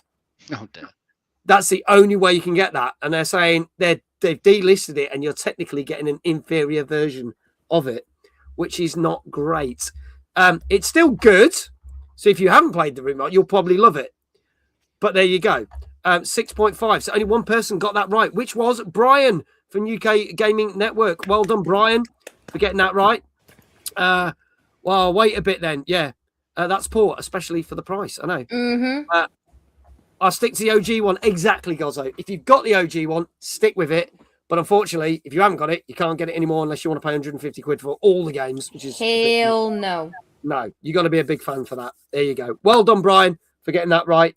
Let's move it on to some more gaming news. There's some news stories that I kind of just skip over and talk about, and I let our guest and Dave pick one which was most interested if they want to comment on. So, 2 things that happened in the last week. After we did our last show, we did know that over a year ago, a Helldivers film was basically given the green light. And as of last week, we have been told that on November the 10th, 2027, we are getting a Helldivers film. And... shocking. It will be starring Jason Momoa, because now he's into video game films such as Minecraft. But then also, not surprising, why he's in it, because he was in the last one of this franchise. It is going to be directed by Justin Lin. And if you don't know who Justin Lin is, Justin Lin has done 5 of the 10 Fast and Furious films. Shocking. So it's probably going to be high action, high octane, probably completely bonkers and completely nuts. But that is all the information we have on for now. Personally, I'm going to say if you probably want a good film, go watch Starship Troopers instead. There you go. Movie. Also, talking of games with guns, Arc Raiders has been announced as a massive success and exceeded in massive expectations like they couldn't believe. Because when it came out back in October, it had shifted 4 million copies in the first 2 weeks of it coming out. And since then has shifted 14 million copies worldwide. So in less than 6 months, it's done brilliantly. And it still has, up to this day, 1 million concurrent players on Steam, which is pretty damn good because there's not many games that people can say that about. So the people behind Arc Raiders, as we know, it was people from DICE who've worked on certain games before were like, yeah, this did well better than we thought. So they're actually celebrating, which is really, really cool. Rusty in Peace, thank you for the follow. So yeah, Arc Raiders got reviewed well. It did well. It's still doing well in the Steam charts. When we talked about the Steam charts last week, it was #1 in the Steam charts still. So it's doing brilliant, great guns. So I'm going to, again, start with Dave. Which one do you want to talk about? Or do you not care about either? No, I'm interested in the Arc Raiders one. So the Helldivers movie, not that fussed, but we'll wait and see what the trailers and stuff look like. It could surprise us. But no, I'm pleased the Arc Raiders doing well because that just kind of, you know, I don't think it had a huge amount of hype until sort of post release, or but then when it came out, you know, the word of mouth spread and people started, you know, going to it, and it's got, you know, a good sort of community to it. Because you can imagine normally extraction shooters can be pretty sort of high risk and sweaty. Everyone's in it for themselves, but you've got a lot of you know, just general cooperation from players when you go in and play this. You know, I've been in games and people are just, you know, helping each other take down the enemies and then sharing the loot round. So it's quite nice to go in and play in a game, you know, with that sort of community to it. So I'm pleased to see it's selling well. Hopefully it will continue to sell well and keep doing the job for them for a while. I know that they just announced the next 4 months on the roadmap what they're adding, and there's some new maps and new stuff. So they're going to be. They've got plenty of plans. I just need to find the time to get back into it. But when I have played it, I've really enjoyed it. Yeah, fingers crossed. This will be one of those online games that does just keep going. I want this to succeed massively, so I want this to keep going. Tiff, any one of those two you want to talk about? I haven't touched on Arc Raiders because I have. Both of them aren't really my sort of, I guess, game style that I play. I have, funnily enough, I got gifted Helldivers, tried it, and it was just like, my brain was just like, this is a lot. This is a lot. But I can understand like the, you know, the hype behind it, the community as well behind it, because it's the same with like any sort of like online sort of base game with that. And they have done, you'd be an idiot not to see the success that has come from both of these games. But I can speak on the film side for Helldivers because I do like Jason Momoa. I do. But I think you're going to say what I think you're going to say. What do you think I'm going to say? Well, no, the look on your face when I announced it, I was like, you were just like, nah, this is going to be naff. What I thought. They could have picked better people. Yeah, I'm quite surprised. Like, in the nicest way possible, fair enough. It's like as if like if my nan was still here, like I could be like, yeah, my nan could play, you know, one of the main characters. No! Just because he's a big actor and he's a big name, fair enough, he's like into his video games, but it's like the same as if you took like another actor who doesn't know how to play a game and brought him into it, and he would be a better fit. Like that, I don't know. I just don't see how he fits in as a character wise, or how they're going to implement him. Like they said, we haven't seen really much of a trailer of anything, so it's kind of it's going to be a hit and miss sort of thing. It's like people had thoughts on the Fallout like series, and they didn't think that it was going to work and things like that. So it could surprise us. But I still feel like as a main character, there could be people better suited than Jason Momoa. I think him being cast in the new Street Fighter film is perfect casting for Helldivers. I don't see it, but he suits, you know, Street Fighters. Yeah. But in terms of Helldivers, Mm. who the heck is he going to be? Jimmy hilarious if you don't know who he is and he's just in a helmet the whole thing. Yeah. He's just gonna wear the helmet, and I'm just like, Yeah. that's him. It's like basically Mando, but at least you knew it is, Yeah. You did know who it was underneath. But with him, Yeah. I don't see it. They should just big him up as like the big lead, and then like in the first couple of minutes, like Pod just crashes on him like he does in the game, and crashes him. Then it's just a load of unknowns for the rest of the film. There you go. Pretty much, I'm like, they did better. did what they did with the first Scream. Had a really big, well-known actress that was on the poster, and then bumped her off in the first 10 minutes. So it worked. It surprised everyone. I expect Jason Statham to be as Helldiver. Yeah. Oh yeah, I've been to work. See, he would suit that. He would. No, I'm a Helldiver. Yeah, don't fuck with me. Yeah, right. Yeah, he could work. I feel like he would suit it though. Yeah. Justin Statham just plays himself in films. True. It does, and he's made a. It's like Liam Neeson as well. Yeah. There you go. He was even in Fortnite a couple of weeks ago, believe it or not. They did a special Fortnite mode for his new film, but we're not even going to talk about that. We've done that. Anyway, there you go. We will tell you more about game sales and what happens with the Helldivers film as soon as you know. Some of you might not know the Mortuary Assistant film came out last week, but it didn't even get in the top 10 based on the horror game. Didn't even get in the top 10 films game. So that is something that's probably dipped in at the top 20 and be out. But there's trailers out there if you want to check it out. So we have. I didn't even know that they came out with one. To be honest, literally last weekend. Will probably be wow. So we've been spoiled for video game films because we've had the very awful Silent Hill 2 film. I'm guessing I don't know about the Mortuary Assistant, but then we had the apparently very good Iron Lung, which I've also not seen. But that's the Markiplier one, isn't it? Great guns, considering it was a $3 million budget and he's done like over 38 million. So he's done very well. So many producers are like kicking themselves right now because they're like, oh, we should have gone in on it because like didn't he go to like so many producers to be like, oh hey, and they turned him down. Yeah. Good on him, and the fact is, he did say that most of that money means he can give all the crew and the people who worked on it bonuses. So he's going to split it evenly, which is good on him. There you go.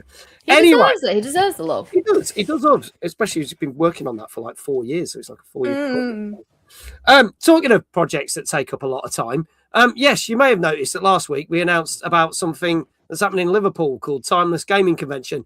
It's a weird thing that I've been doing for the last 5 years with a couple of people who are in chat right now, as in Dave Johnson and Jesse. If you didn't see, we've announced early bird tickets. And if you don't know what on earth Timeless Gaming Convention is all about, here is the latest. No, that's not the latest trailer. That is something else. Here is the latest trailer. Be careful. I nearly played the PlayStation State of Play thing again. But here we go. Here is the video for Timeless. If you don't know what, exclamation Timeless in chat if you want to see details on tickets. Let's go.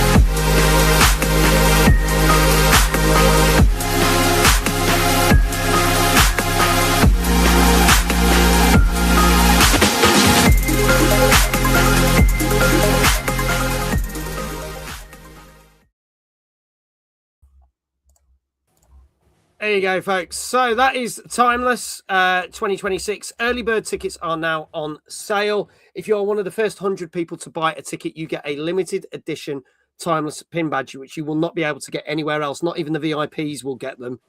You will get one of these special badges. Family tickets are available. Child's tickets are available. Standard tickets are available. And the disability concessions are live. In a couple of weeks' time, VIP tickets and evening-only tickets will go live. And in April, all you wonderful content creators, if you want to apply to get a free ticket to come to the event, cover the event, and come to the VIP night, those will go live in April. As I know, Tiff was one of our said content creators at the events. We have got a arcade that is free to play all day with over 300 retro and modern games. There are indie games to play. There are competitions. There are live competitions. We've announced our Go 8-Bit panel. For those who don't know, Go 8-Bit was a show that ran for 3 years on Dave, and we've got Sam and Steve, the writers, who are also the panelists of said show, which featured Dara O'Brien. And we have got, for our evening entertainment, the wonderful Wi-Fi Wars, where they beam a video game show to your phone. You do not need any equipment. You sit in the audience. That is limited to 50 tickets. So please note that you need to get a separate ticket for that. That is limited to 50 tickets. All the tickets are now live. More details to be announced, more panels to be announced, more competitions to be announced, more guests to be announced very, very soon. But exclamation Timeless in the chat. Click that link if you want to get yourself a limited edition Timeless badge, because there are only 100 of them to get. And that will be taking place on August the 12th at Kane's Brewery in Liverpool. So there you go. Just before my birthday. There you go. Might have to sing happy birthday. So we sang happy birthday. No, you didn't do it last year. I got away with it last year. Please, no. Yeah, well, everyone gets a turn, so it might happen. We'll see. We'll see. Everyone remind her on the day. Yeah, everyone remind her on the date. That's the bit where you see Tiff legging it out of town. She's like, no. I mean, like, I was never here. Yeah, she's like, I'm going to never here. Door. Bye. Literally. There you go. So there you go. This will be my fourth Timeless. Thank you. This will be my second year. Indie Booths. Yeah, this is actually our 5th year run it. Birthday present. We are rebranding the event to Tiffers instead of Timeless. There you go. Tiffers Gaming Connection. There you go. Hello, Brendan. How you doing? Funny story on that one though. After my subathon, people were like, "Oh, we should do a TIFFCon." No. There's been rumours that people wanted to buy Timeless a couple of years ago, and now you've just met the new owner of Timeless. Which could be rebranded as Tiffers Gaming Connection. I now have to do Max's job. There you go. I'm good. I'm a shareholder. Yeah, Brenny's a shareholder if you believe the hype. Let's go. 2024. Let's go, Brenny. We got this. We just we just gotta pay Max enough. We'll be fine. I like this. I quit 5 times. I wasn't even Jesse wasn't even on the team for the first year. That's what I thought I was doing. Yeah, I thought Kel Brenny was the owner. Who knows who owns Timeless these days? Nobody knows. It's a thing that happens and people gather. It's a community thing at this point. It just happens. But there you go. This seems like gross misconduct. Fuck it, get HR involved then. Oh, well, actually, I would say that, but we haven't got the budget for HR. So there you go. Let's move swiftly on to our next game. And something we talked about a little bit earlier on. We said that they shadow dropped a new God of War game. This came out on Thursday on PlayStation 5, and this is God of War, Sons of Sparta. Let's have a look at the trailer for this.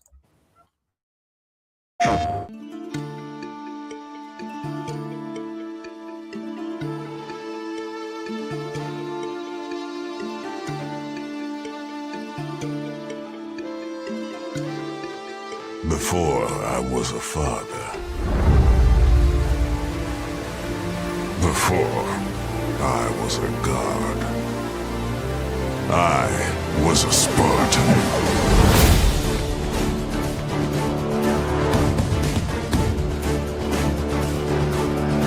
Spartans! Our duty is to Sparta. Fear is a reaction. Courage is a decision. Press your attack! Don't relent! Never on our backs! Never left behind! Always united!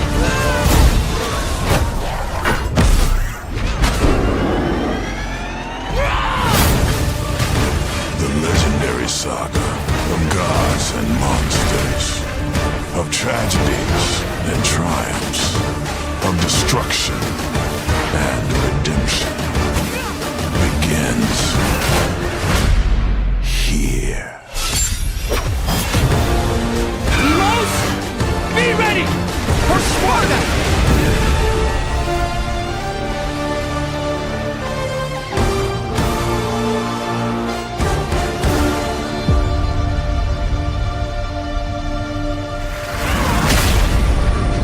This is only the beginning.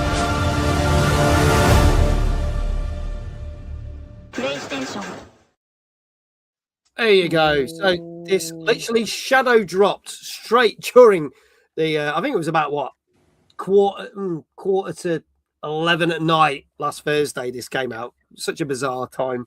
But there you go. Dave, tell us a little bit more about this one. Yeah, this is taking Kratos right back to his childhood. So when they sort of show this at the end of the showcase, I wasn't really quite sure what to make of it because it didn't really look, like God of War to me. It's not the Kratos that we all know and love. This is way before we saw him in the original Greek trilogy. As I say, this is a Metroidvania though, and this is Kratos when he's back with his brother in Sparta, trained to become a warrior, and they I think go on a quest across their homeland, to ultimately try and save it. You're going to be facing off against various monsters that some of which we've seen in some of the games. So you're going to have a load of those to deal with, some big boss fights.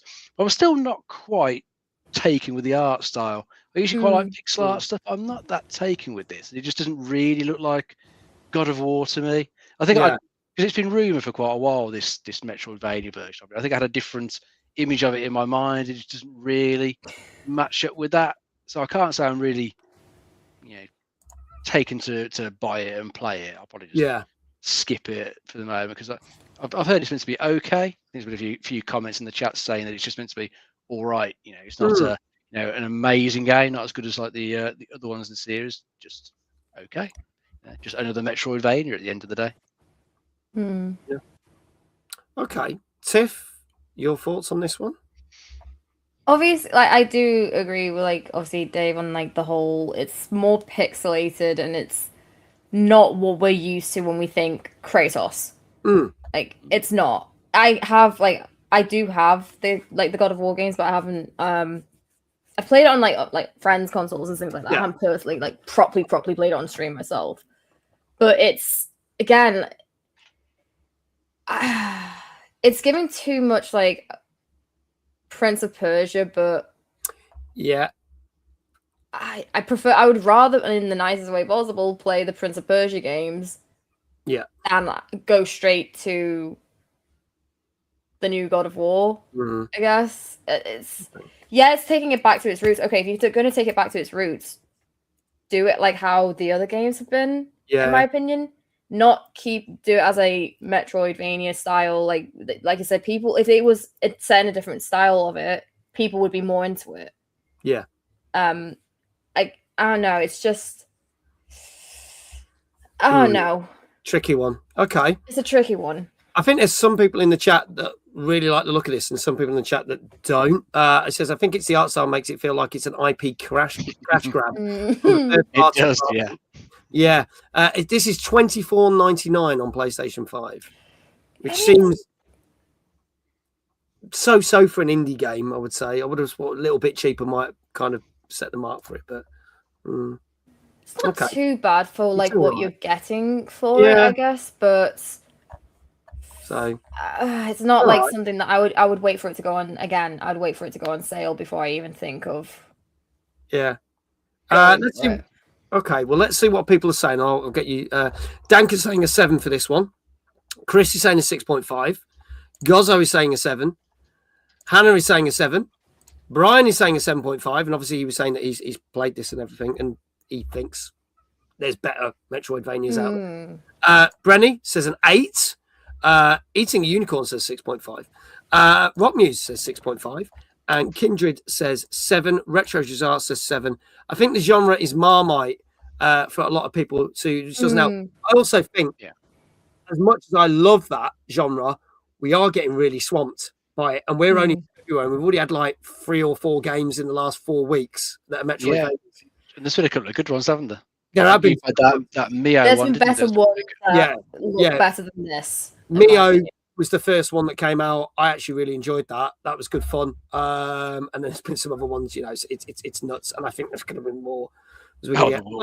Yeah, Flames is a 7. Arquel saying a 6.5. No one really asked for this game. I think that's the thing. Yeah, I don't think it was necessary. I think it's just a thing to say, hey, we haven't done the God of War remasters yet, but to tide you by, let's have 25 quid off you. Dave, go on. I'll start with you. What do you reckon? I'll go for a safe 7 on it. Safe 7 on this one. Tiff? I went for a 7 last time, didn't I? Mm-hmm. You can do it again. Yeah, watch me go for 6.5. It'll be a freaking 7. Obviously, again, I'm going off like a basis of fan base as well. If people are diehard fans, they will still play it. Mm-hmm. But 6.5. 6.5. All right. Cal Bunny says roguelite and much of a quick turnovers and these things. I get that. But they still need to be done well because we have seen some that are not great. So, okay. All right, folks. This was God of War, Sons of Sparta, which came out last Thursday on PS5. And this got 7.5. So it actually reviewed pretty well. It's reviewed pretty well.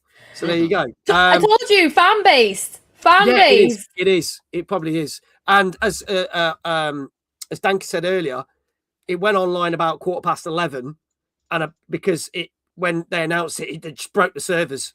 So many people were trying to buy it straight away. So there you go. So let's see. Brian from UKGN again got it. Well done, mate. You were bang on the money with that one. Fair play. Well done. I don't know if anyone else said that. Everyone was. There was a lot of people that were close, but no one said 7.5. So there you go. Well done. I was off by a whole 1. A whole 1. Well, now Ben's gone. Bless him. Ben's gone. I think the curse has been lifted from that one. I think he's like, right, I'm free. Yeah.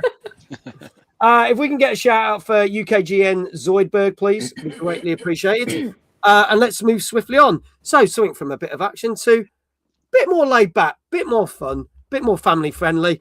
This is a Switch 2 exclusive that also came out on Thursday. And this is Mario Tennis Fever. Let's have a look at this.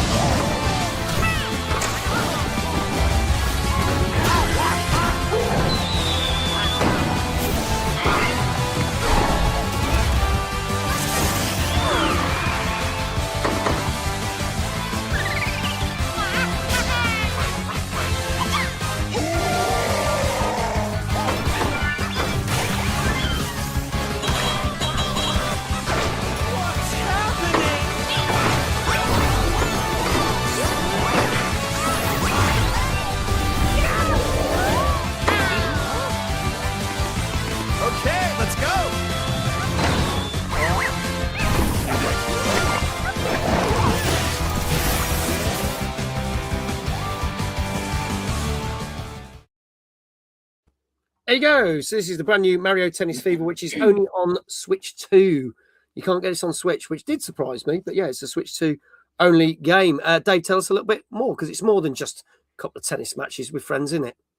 Yeah, they've added in what they're calling fever rackets in this game to mix up the matches. So each of the racket you use has got like different abilities to it, which you can bring into play as you're smacking the ball back and forth. So one of the rackets might drop sort of fire on the opponent's side, which they've then got to avoid when they're trying to return other shots. So you got lots of different effects like that, which help mix up the matches. That side of it sounds quite good. I think it'd be good fun in a multiplayer. It has got like an adventure mode. From what I've read about that, it's not particularly long, and it's mostly served as a bit of a tutorial. So I think about if 3 hours. Yeah. So and it's mostly tutorial. So there's not really much to it. It's probably okay if you've ever played one of these games before, but if you play, all the previous ones, it's probably not really worth diving into that. Yeah. You might just go straight for the multiplayer modes and have fun there. And that side of it, I think, would be pretty good. From what I've read, it is still good, especially with the new racket types to mix it up and mess with people. That'd be quite cool. Okay, Tiff, fancy a bit of tennis? I mean, it's making me think of like when I used to do tennis IRL, so like when I was younger. So, but no, I growing up with like obviously the Mario games, like I would want to play it just because it's a childhood game for me, like just the name alone. Yeah. But it's giving, if Wii Sports and Mario had a baby again, and this is the byproduct. But no, it seems good. Like obviously, it's good for a community base, like especially for like party games, family based sort of thing. it's definitely something that I would want to play, I guess, with like when Amelia was older, sort of thing, or if she's like, just give it like a couple more years, and I would definitely play it with her. But I wouldn't go out of my way to fork out that much money again for that sort of game, just because like I think mostly at this point you are paying for name alone and a lot of things with that. Like Rock said, like Nintendo are making their money on this massively, big time. But no, it seems like a very fun like family-based sort of game. Definitely something that you could get into with like your community sort of thing if you were to play on stream. But yeah, no, I think it'll do well. But if they like Dave says, if there's not much adventure, like actual base sort of thing, I wouldn't go out of my way to just play it. Like I wouldn't be avidly playing it. It'd be something that I would do, every so often sort of thing. But no, it'd be something that I would play at some point, I guess. I think if someone has already got a copy of this, I'd play it with them. But I'm like I wouldn't go out and deliberately get this. Yeah, exactly. I'd quite like to play it in that respect, but yeah, okay, all right. Well, let's see what people are saying in the chat. Danka saying a 7.5. Chris saying a 7.5. Legendary JL saying 7. Gozzo says 7.5. Also, I'm going to the Nintendo Nottingham event this week, doing a tournament there. And I only like the OG ones. Do you think they will have that there, Gozzo, or will they stick to the originals? Let us know. Awesome. Brian bought a copy for 52 quid. 7.5. Has dry bones in the game. 10 out of 10. Just for the character. Hannah says an 8. Kindred says 7.5. iQuell says a 7. Eating a Unicorn says 7.5. Rock News says an 8. Flame says an 8. Retro Jazar says an 8 as well. Tiff, I'll start with you. What do you reckon? I think, like I say, because of the fan base that Nintendo and Mario has overall, I think it will do well. Yeah. Especially across like the families and things like that. Because being a parent myself, you look at it and be like, oh, this is something that I would want to get for my kid. I guess I don't think it would do as well as like the other Mario sort of like games that they've come out with for Switch. Like the party games and things like that. I feel like they would do a lot more better. I'd say watch me go too high now and it would be completely wrong. I'm not having the best of luck with this. But if I'm going off like just the name alone, because it is a Mario game and people are like loving it, I would say an 8. Okay. All right. Going for an 8. Dave, what say you? I'm going to try 7.5. Going for 7.5. Okay. All right. Folks, last chance. This is Mario Tennis Fever, which came out on Thursday on Switch 2. And if there are no more scores... Oh, Dave Johnson saying an 8. Okay. There you go. Coming in with that. Gozzo also said at the Nintendo Nottingham event, they're going to be playing this game. They're going to be playing this game we're talking about, and the Switch 2 version of Animal Crossing. Awesome. I hope you have an awesome time at the event. I can tell you this scored 7.5. So well done, Dave. Your second one this evening. Tiff, you again just so close. So close. Am I now the new 0.5 curse? Like at least. I know, but I think Ben's handed it over to you somehow. Unicorn, well done. You got it right. You get a shout out. Kindred, you get it right. Brian, I'll tell you what, Brian tonight is absolutely on fire. He's doing brilliantly. He's got it right as well now. So that's 3 on the trot back to back that he's just got. Well done, Brian. Gozzo, got it right. Well done, Gozzo. Chris, well done, Chris. And Danka. So a number of people are doing very well tonight. Good on you. So there you go. Tiffers has Ben's luck now. He's left. Clearly. Right. Let's not make this a thing, please. No, look, there's 2 more games to go. She can turn it around. I have faith. You think? I'm trying to be nice. I'm going to say yes. Ye of little faith, thank you. Yeah, literally. Yeah. There you go. And Brian has got 4 out of the 6 right. How cool is that? So he's doing really well tonight. Now, Dave, obviously, this is your second one right. How would you like your shout out? Exclamation Dave in the chat for Dave. I think we've got to see how your knees are holding up. So jump up behind the chair.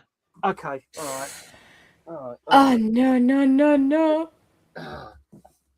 Oh no, they went. Oh, I heard that. Yeah.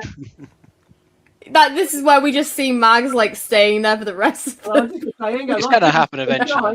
Like this, and he got a 7 out of 10. 7 out of 10 right there. All right, okay. Wave!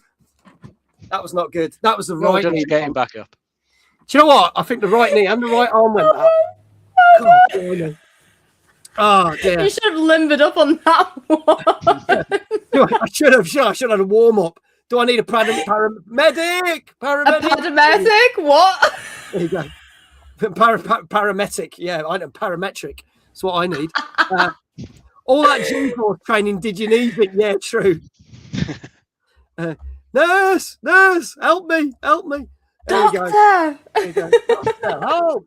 Oh my God. Let's move on as my bones recover onto another news story tonight. This is a game we talked about 2 weeks ago, which got fairly decent reviews. It's interesting. Paralytic, yeah, that would be helpful. Yeah, if I was paralytic, then just give me a few more drinks, I'll be all right. This is a game. I'll get through anything when I'm pissed. We know. Literally. This game is still getting reviews to this day. So it's been out a couple of weeks, but people have been playing it for a number of weeks, and now they're starting to give their final reviews. The game we are talking about is High Guard. Now, what's happened is High Guard came out to okay reviews, but then got trashed on the Steam reviews, as we know, because we talked about this a couple of weeks ago. Basically got absolutely shafted. And a former employee, because as you know, a load of staff got made redundant from the studio. A former employee called Josh Silver has basically given his opinion and has said that they were basically turned into a butt of a joke because of a number of reasons. He's basically said he was proud to work on the game. And when he put on his Twitter account that, you know, he'd spent a long time working on this game with the art direction and stuff, he literally got absolutely slaughtered on Twitter because people saw the trailer at the Game Awards. And this didn't really help because with the Game Awards, they always do that thing where it's, oh, one more thing, and you get a big giant game reveal. And this was last year's big game reveal, and everyone was like, right. And it didn't sit well. It felt like something that should have been in the middle of the show. But the main reason it was the big finale trailer is because Jeff Keighley was backing it, backing it, and it's Jeff Keighley's show. And he believed in the product, which is totally fine. However, it is still getting decent reviews to this day. But because of the review bombing on Steam and basically the comments and the fact that people had basically got, made redundant from it, it's not left a good taste in a lot of people's mouths. And Josh basically said it all went downhill from the Game Awards trailer. We were basically made to be laughing stock because it was like, hey, here's our game we've worked on for years. And people just went, no one gives a shit, mate. Because it wasn't a big name game. On top of that, basically people were making a joke that this game's dead on arrival. And then it came out to a little fanfare. And even though it got good reviews, it did kind of just end up being not great. Now, a lot of the reviews that have been coming out this week are saying this team that are working on this game are working hard to develop it and change it. That people wanted a 5v5 mode. They've added it literally in the last 2 weeks. There's other things that people want, and they're doing it, and they're trying to do everything to keep this going. But the problem is there's concurrent players, like we were talking about with Art Raiders, which is phenomenal. This has gone the other way and has dropped massively. And for a live service game to survive, it needs those players, no matter how many updates and how many things you chuck to add new into the game.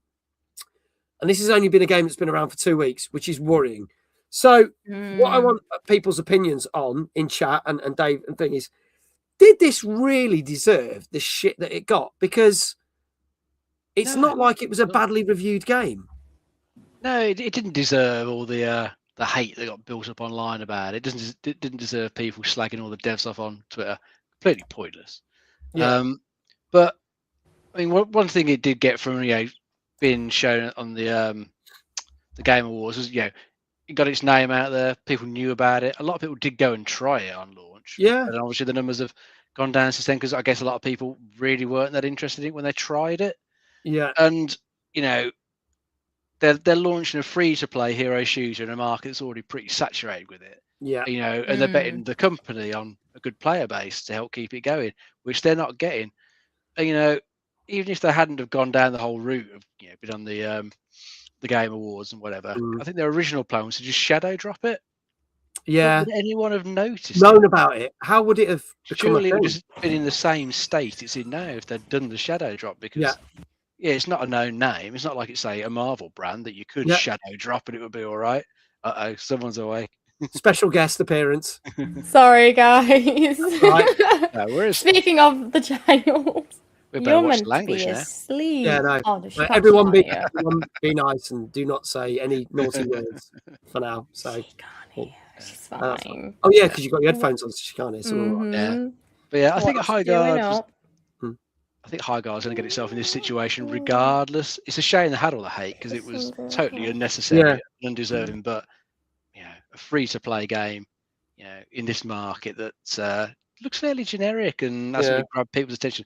Unfortunately, just kind of like destined to just fade into obscurity, isn't it? Like so many others we've seen.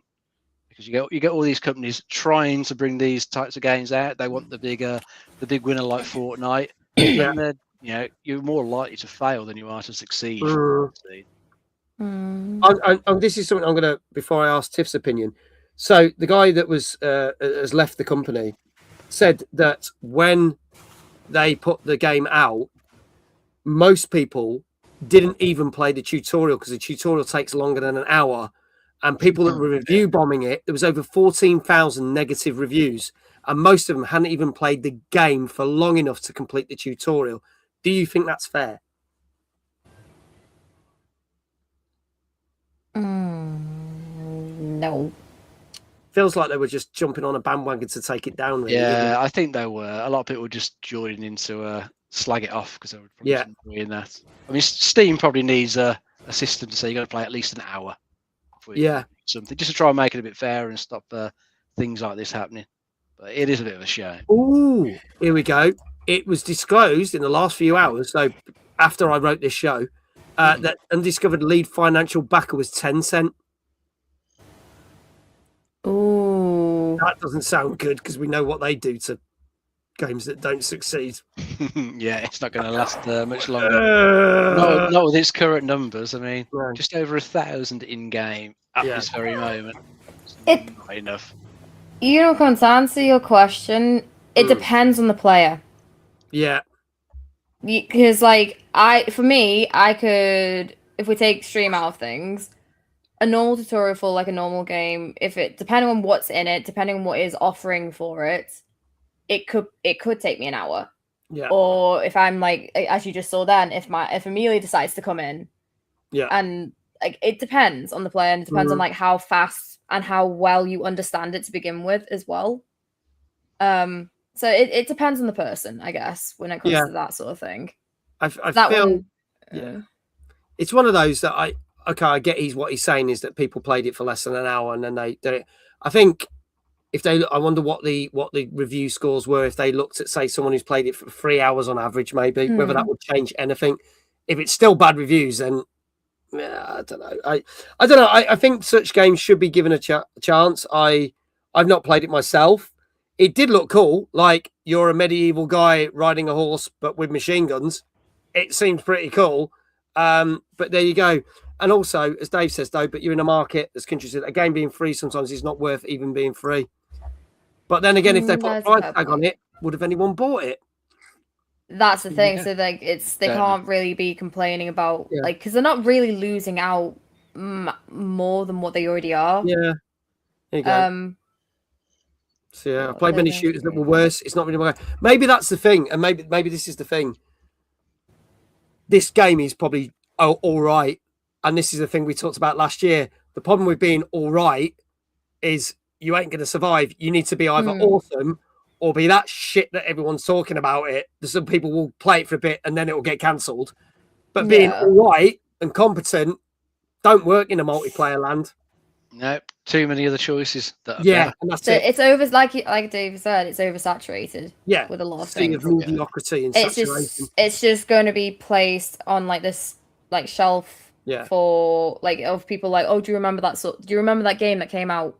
Yeah, how many years ago, sort of thing. Yeah, so. I don't know. It's not a game that I personally would play myself. It's not my sort of cup of tea when it comes to game style. Like, if in the nicest way possible, I would rather play a horror game. yeah. Play that game we showed earlier. We'll give that a go. Yeah, I would rather play that, and I would rather play the new God of War compared to that. That's fair. To that. And it's not like I would give it a go. Yes, I would give it a go. I can't fully say my full opinion on it. There you go. But it wouldn't be something that I would be itching to play straight away, or even at any points, that unless I came across and I was like, oh, maybe I'll try it. Yeah. Sort of thing. It sounds bad to say, but it's like you say, if it's not getting the greatest reviews, it's not really. It didn't. Yeah, it didn't catch my attention when it came out, and I was like, I do have to agree. Just because someone's backing it, it's their show. I get it. Fair enough, but maybe place it as like a mid marker than a ending. Game review. Not review. I think this is the thing, and also whether you love him or hate him, with Jeff Keighley and the Game Awards, if this game does get shut down before the next Game Awards in December, it's probably going to make Jeff and his team think, whoa, we're never going to back a game like that before. We better stick something that's going to be a really big announcement that's going to shock everyone. It's a shame. Need to do more research. Yeah, it's apparently he play tested it, he tried it, he liked it, and that's why he wanted to back it, which is fair. But that, to me, that game should not have been the big final trailer of the night. You would drop a big like the time that they dropped, Cyberpunk. They announced Cyberpunk, and everyone lost their fucking shit. And there's certain games that announced that people absolutely lost their minds over. Like, oh my god, it's happening. But same with Silksong. Yeah. So like that happens, and it's like boom, it's an event. Because no one had been hearing anything on like the whole Silksong thing, because like they kept that like under wraps. Yeah, that should have been something that should have just been like, it should have been like that, I guess. I don't know. I get it. Look, I mean, if it survives and they manage to turn it around, awesome. Good for them. And if it doesn't, it's one of those things, isn't it? It's the casualties of the gaming industry, unfortunately. Yeah, unfortunately. So yeah. Okay, let's move on to our final two games of the night. These both came out on Friday. We're going to talk about a game that I played last night. This came out, as I said, on Friday the 13th. Whether that was a good thing or a bad thing, we'll soon find out. This came out on PS5, Xbox Series X and S, and PC. And you can get it on Game Pass. And this is High on Life 2. We aim to refine and repackage the human experience into a single, long-lasting, easy-to-ingest tablet for everyone in the galaxy. Humanzapro.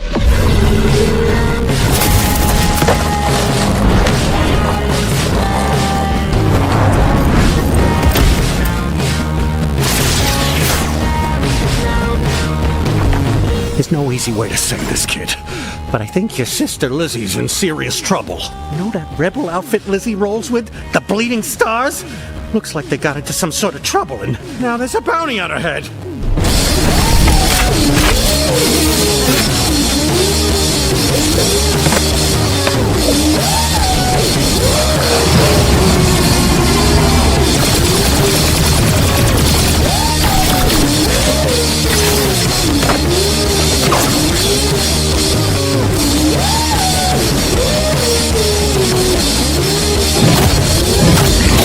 You got this, Lizzie? Yeah, Gene, I'm on it. Stay with me. Listen up. We are all criminals now. Welcome to the revolution. The revolution.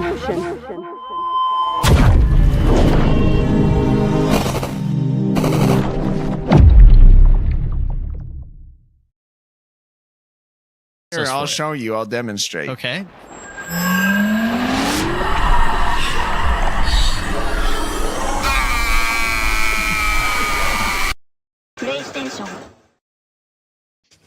Okay. Interesting bit at the end. Yeah, I know. It's like totally random. That's my brain after Yeah. watching the Japanese game you played. Yeah, that was like, what the hell is going on? So, as some of you may know, at the end of every year when we do TNGC, we rate our favourite games of the year. High on Life was in my top 5 games of 2021 because I absolutely adored it. Made by the creators of Rick and Morty. I'm a big Rick and Morty fan. So when this was announced last summer, I was like, holy shit, I can't wait for this. And it was supposed to come out in December, but then got delayed to last week. And it's now out. Dave, tell us a bit more about this one. Yeah, so following on from the events in the first game, your character became a bounty hunter. Your sister in this one, I believe, has got a bounty put on her head, so you've got to try and sort out who's put the bounty on her and take down the corporation that's done that. And for people who like the sort of Rick and Morty style humor, this is just more of that humor in there. So if you like that humor, this is definitely going to gel with you. They've added more guns in this one. Some of the I think the Gatlians they're called. So you've got more guns. They're going to be chatting to you as you're playing for the game. Some of them look pretty cool. And they've also added a skateboarding for like increased mobility, and I think opened up some of the areas a bit. So when you get into like combat, you can like grind around, speed around the enemies, try and get some good shots in. And you can use it a lot for the exploration as well. A lot of like grinding around on rails and bouncing off things on the skateboard to traverse around the world. Looks all right from what I can see. I wasn't as taken with the first game as you were. Yeah, I played a good few hours of it, but I never felt compelled to finish it off. It was just okay, and so I wasn't playing to like jump into this one. But from what I've seen of it, it does look like it's okay. It looks like they tried to expand and improve on what they did before. Whether they have done, I mean, you've played it last night. Obviously, in your opinion, did you find it better or worse than the first one? Oh no! I'm thinking worse. By this if we base it on last night's stream, I really wanted to love this game, but I can't because it's a worse experience than the first one. Oh dear. I think the problem is, I think the story and the gags land, so the writing's excellent. The problem is the gameplay, and if the gameplay isn't great, then it doesn't make a great game. Yep. And my issue with it is they seem to have tried to shoehorn it into more of an open world thing, which annoys the shit out of me because all these games keep doing this. And the skateboarding thing, I have mixed feelings about this because I played some more of it today before we did the stream. When I was playing it on the main stream last night, the skateboarding is shit. It didn't flow. The first game, you would use the tether to like go across like gaps like a whip, like Indiana Jones, and the combat's fluid. It felt that the skateboard is just causing more issues, and you didn't really know what was going on when you're in those little battle arenas. However, playing it today, and I saw some of the reviews when I was writing the show, I agree with this. Getting around and traversing with the skateboard works well, but as soon as you enter combat with it, it really fucks the combat horribly. And I think they should have kept it for moving around the levels and doing certain bits, but then when you're fighting, do how they did it in the first game. It feels like they've overcomplicated it. And my other final thing about this is, and I know I played it on Xbox, but the PC version is absolute dog shit and constantly crashes. Kindred's had a number of problems. I know a load of other people have had lots of problems. And funny enough, I watched a guy streaming it on TikTok, and he was in a big boss battle, and he had to start back at the whole level because the game crashed. Oh no! And it went. He had to do it so that it didn't save. It's huge. That be a rage Unreal Engine problems. So it's a rage baser for sure. It is. I'm still gonna hack away at this game because I want to love it because I love the games first. I've got the feeling I'm going to walk away from this just going meh. But I'm going to give it a fair shot because I've only really got close to back where I wasn't. I started it again to see like doing it not in stream. Yeah. And I've kind of got back to where I was at the end of last night. So I'll see how much further we get, and then I'll let you know. But at the moment, and I also did have one of the bosses mulled into a wall, and I had to restart the battle, and that happened today, not on stream. So that's it not needs good a few either. patches, doesn't it, with the sound of it? Tiff, Definitely a few did you witches. play the first one? Would you want to play? I have played the first one, not all the way through, same as Dave, but I do like you say, the jokes here. I agree with the traversing with the whip and things like that. That works better than the first one. They should have just essentially, in my opinion, I guess, stuck to that. Yeah. And I just feel like, again, it's with so many sequels to a game, they either are trying too hard and it flops, or it will work. Yeah. And it seems like with this one, it just, if you are a fan of, like, again, because you were, like yourself, Mags, a massive fan of the first one. Yeah. As well as, like, obviously being a Rick and Morty fan. Like, I'm a Rick and Morty fan. Like, I love it. I will stick up on the back, like, in the background. I've seen it that many times. Yeah. But it's when you're trying to put too much, like you said, the jokes will hit. Writing phenomenal. You can't fault on that one. The jokes will hit hard. Yeah. But the gameplay of it, if they're already having glitches now, they should have just, like, taken it back to the drawing board and just been like, maybe we should listen to maybe taking out the skateboarding, X, Y, and Z, or, like, not take out the skateboarding, just don't put it in the game, like in the boss fights, things like that. Because, like, so many little tweaks would make the game so much better for people who, like yourself, who would fully enjoy it, and it'd be a lot better. But it's just so many things. So because there are so many glitches and there's so many rage bait moments, it's going to take away from the fun of the game in general. And it's not a game that I would, again, go flying to play straight off the bat. And I'm kind of glad that it's on Game Pass for free, essentially. Yeah. Like, it's not a game that I would fork out money for. But if it was High on Life 1, yeah, I'd happily fork out money for it. Yeah. But I don't know. It's a hit and miss with this one. It's going to be, if they can sort their shit out with it, then yeah, sure, it can turn out into a phenomenal game. But it's just, what to say. Yeah. Okay, all right. Kindred's just reminded me of something else I was going to mention as well. The first one was so much better. Even the comedy and interaction with people was great. Yeah, because you could interact with everything. This one, there's just reams and reams of people that do nothing and no dialogue and nothing, which makes the open world bits just feel empty.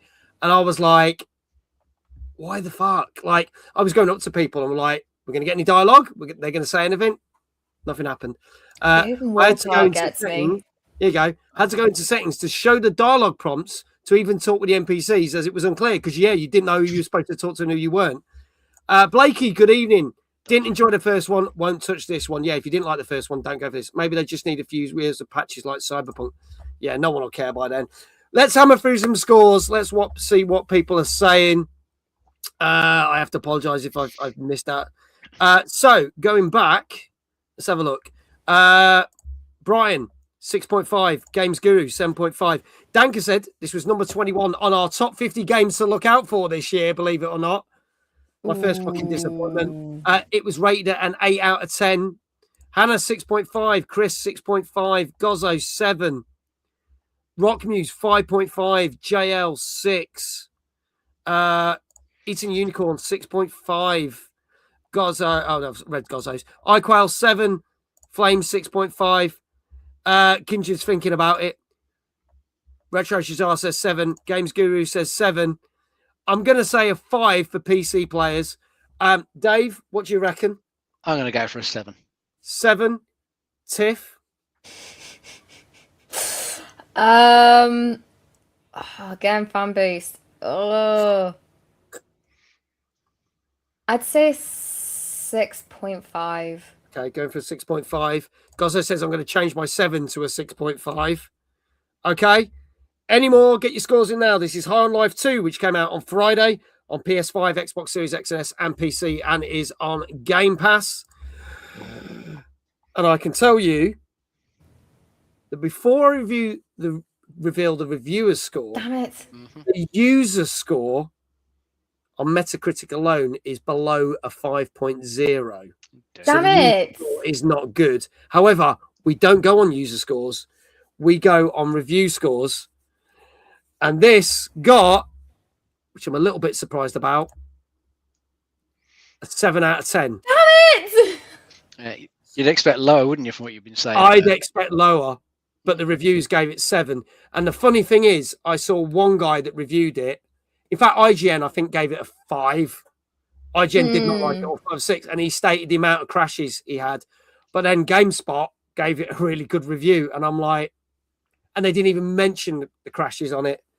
I think at the moment, as it stands, definitely should be lower than a 7. And I agree, because Gozzo's saying should be. The public has spoken, apparently, but 7. Well, the reviewers have spoken, but the public can't like it. I will continue to play it, and I will let you know if it gets any better. But I've got a horrible feeling that this is my first big disappointment of the year. So we'll see. Great reviews, I'm calling it. There you go. I think it might be because as well, because you're a fan of this, like the franchise as well. Yeah.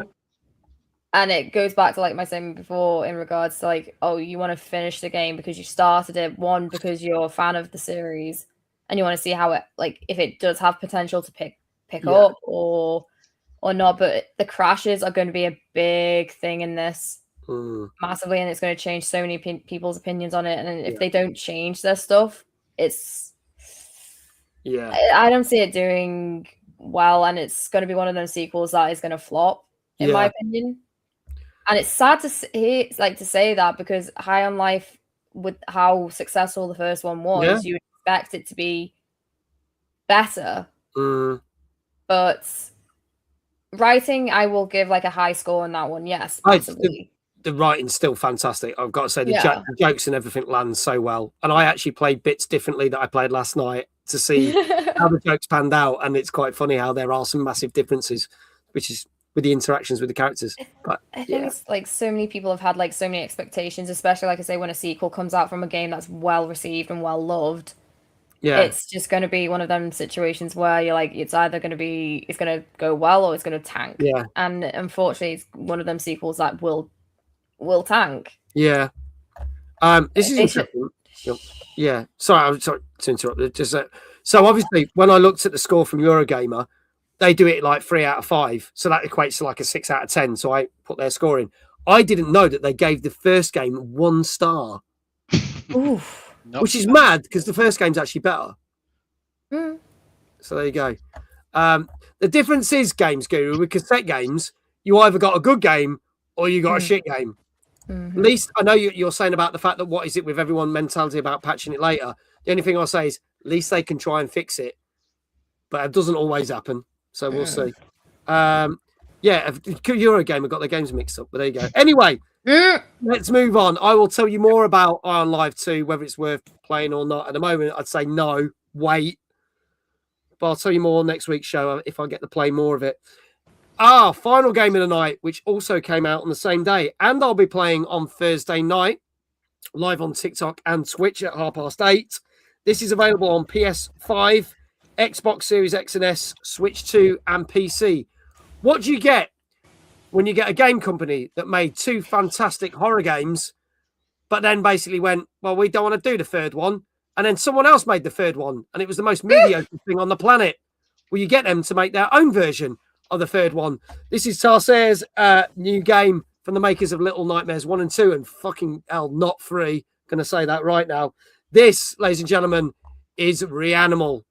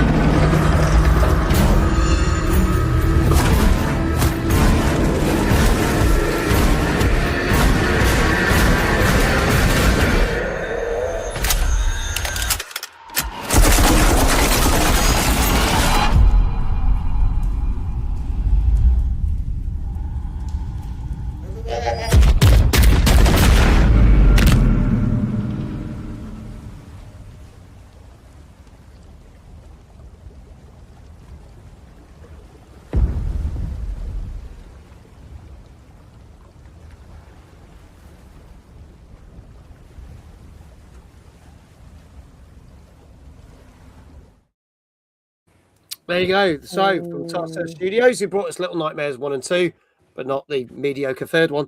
This is Reanimal. Dave, I mean, we can kind of guess what we're getting with this game. Let's face it, because it's not like they've rewritten the book. It's not like they're getting something completely different, is it? Not at all. I mean, I think the reason they didn't do another Little Nightmares was I think Square Enix owned the IP, and Tarsi and Moon, who were different. Which I think I got sold to Embracer Group, so they left the IP behind and couldn't use it. So they just made their own thing up, which is definitely better than Little Nightmares 3, because that was rubbish. When we were playing that co-op, it was just dreadful.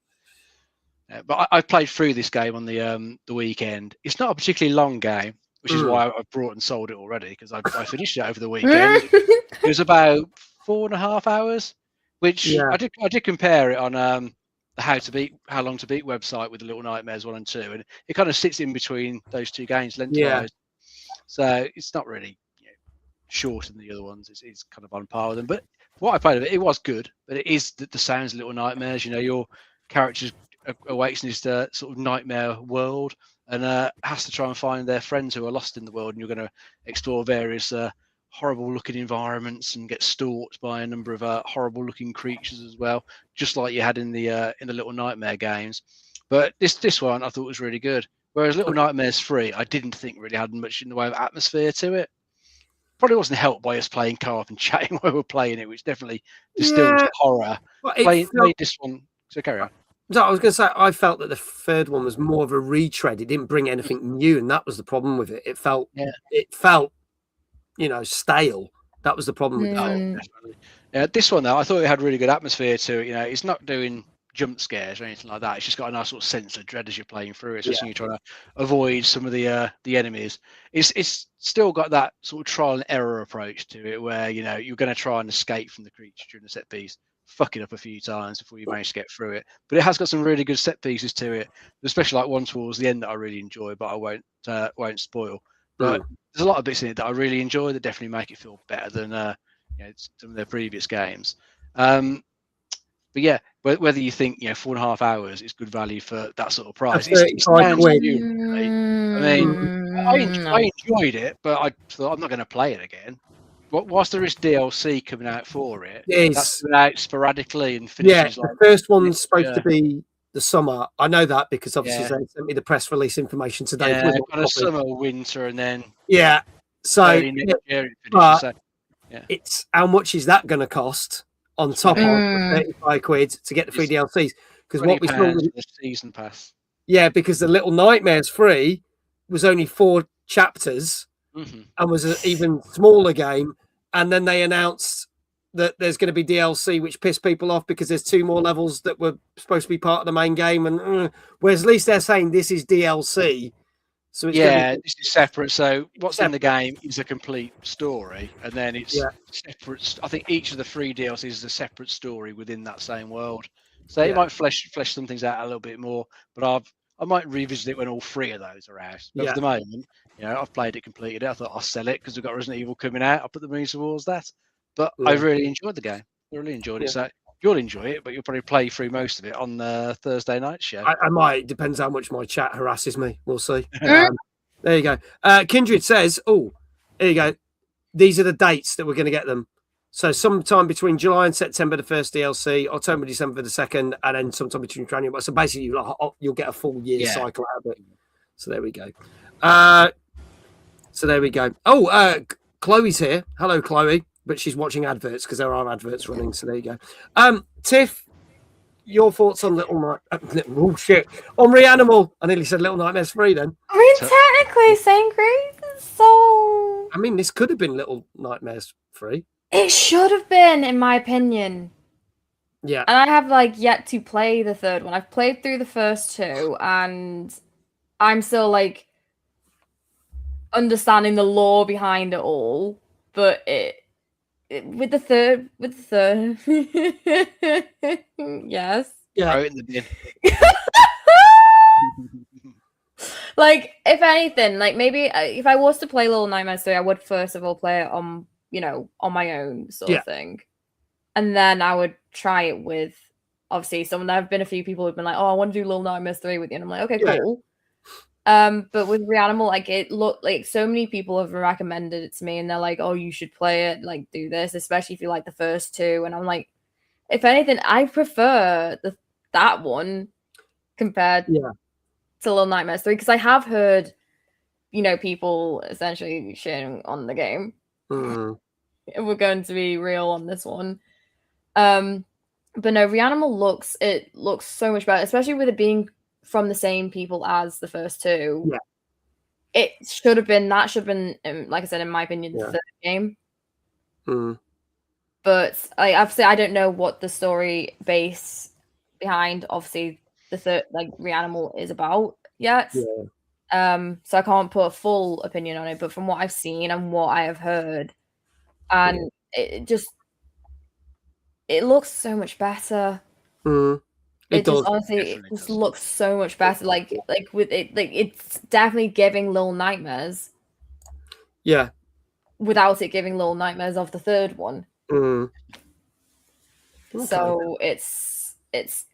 I definitely would get jump scared. Like I said, I get jump scared kind of easily with just like the noises and the eeriness and the vibe of it, and it's something like I like the psychological, I guess, aspect of those sort of games, and it's something that I would be drawn to, and I wouldn't pay that much if it was came out on Game Pass. Then sure, like it would be worth that, especially if it's like coming out with DLCs and stuff like that. Then I can understand paying maybe like £20 or £15, like between that price range. If you were talking a standard DLC, then I would fork out the money for the DLCs, but for the main game, maybe a little bit cheaper than what it should be, or at least on Game Pass. But it's still a decent, it's still it's a decent looking game. It's like I said, way better received. It's been well more received from Little Nightmares 3. Yeah, I think that's so.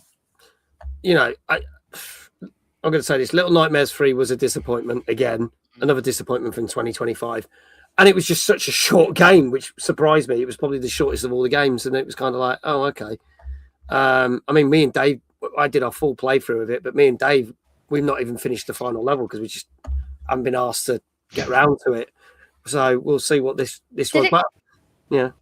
Sorry to interrupt. Did it continue on from the first two, or was it completely separate? Completely separate story. Oh. Which is annoying because at least with the first and second there was a link, but there was a link, and where the second one starts is it's what in between where the first one is meant to be ending or starting or whatever, isn't it? And it's just there's so many things that they could have done with it. Like the aspect of bringing the co-player thing into it was good, and it was interesting, but it was just because of how drastic. I played early access to it when I did go to EGX 2 years ago. Oh, you'd be at the same show we were at. Yeah, that's right. Yeah, the one that we missed each other. Yeah, we didn't even see each other. We were at the same show and didn't even see each other. But that's the funny thing, because this is what got me. So you got to play an early access demo, which was basically just the first level before the boss. And then they had it at EGX again last year. And it had just come out. And apparently it was the same flipping demo. And I was like, well, what's the point of that? So that doesn't, they had nothing new to show, which then goes, well, if there's nothing new to show, then that can't be a very long game. But anyway, let's crack on with scores because we are running a little bit late tonight. So let's hammer through this. Let's see what people are saying. Also want to say hello to Professor Stork. Hello to Chloe. How you doing? Welcome on in. So Big Jess, let's start here. So this was number 20 in our top 50 games. Danka predicted a score at the start of the year of 8.5. Big Jesse says this looks great, 9.5. Brian, 8.5. 8.5 from Chris, 8 from Rock, 8.5 from Gozzo. Little Nightmares 3 got a 6.5 on the show. Just to show 8.5 from Kindred. JL 8.5, 9 from Games Guru. Flame says an 8. Tiff, I'll start with you. What do you reckon? I'm gonna go with an 8 because it has been well received. Yeah, going for an 8. Retro Shazar is also saying an 8. Dave, what say you? I'm going to try an 8.5. 8.5. Eating a Unicorn says 7.5. I still owe you a shout out, Dave, so we'll do that. So if you get this right, we'll do a double shout out. Any more? This is Reanimal, which came out on Friday, and you can see me playing it on Thursday night from 8:30 on TikTok and Twitch. Is it too late to change my mind? If you want to change your mind, you can do it. Judging by how I'm gonna go with 8.5. I feel like it's gonna be. I'm gonna go with an 8.5. 8.5. Okay, right. It's on PS5, Xbox Series X and S, Switch 2, and PC. And if there are no more answers, I quite saying an 8.5, then I can tell you that this got, on average, an 8.5. So there you go. I bet you're glad that you. Oh, there you go. Well done, I knew Tiff. it. Tiff, if you're watching on Twitch, her channel is posted to the top of the Twitch chat, so you can click on that and go give her a follow. I just read. Yeah, there you go. Also, I'm going to post this out. So anyone who's watching on YouTube, I'm going to put that in the links there for all the YouTube. So I'm going to do that now for all the YouTubers. There you go. That's just gone out there. Thank you so much. Well done, Tiff, for getting that right. And well done to iQuail, who got that one right. This is broken Spence because I had to on the last one. Yes. JL, well done. Kindred, well done. Gozzo, well done. Chris, well done. Brian, well done. And obviously, Danka got a predicted score bang on. Eating a Unicorn says, is this podcast on every Tuesday? Every Tuesday at 9:00 on YouTube and Twitch. Yes, it is. And we'll always talk about the new games that have come out the week and the gaming news. So there you go. So congratulations all. Now, Dave, I owe you 2 shout-outs before we do our final bit of the show. How do you want your first shout-out? How do you want your second shout-out? I'm thinking probably nothing that breaks his knees. I don't know. Yeah. I was thinking maybe getting to double up on the spinning on the chair. See how dizzy we can get into the end. You know what we do? Because we haven't. I'm gonna kind of meet you halfway. Because we haven't done Bob Ross. I'm gonna do Bob Ross spinning in a chair. Go for it. There we go. Because that's mix up of it. There we go. You ready? Go for it. There you go. Brilliant. Love it. Thanks, Tiff, for introducing it to me. There you go. Unicorn. Here we go. 3, 2, 1.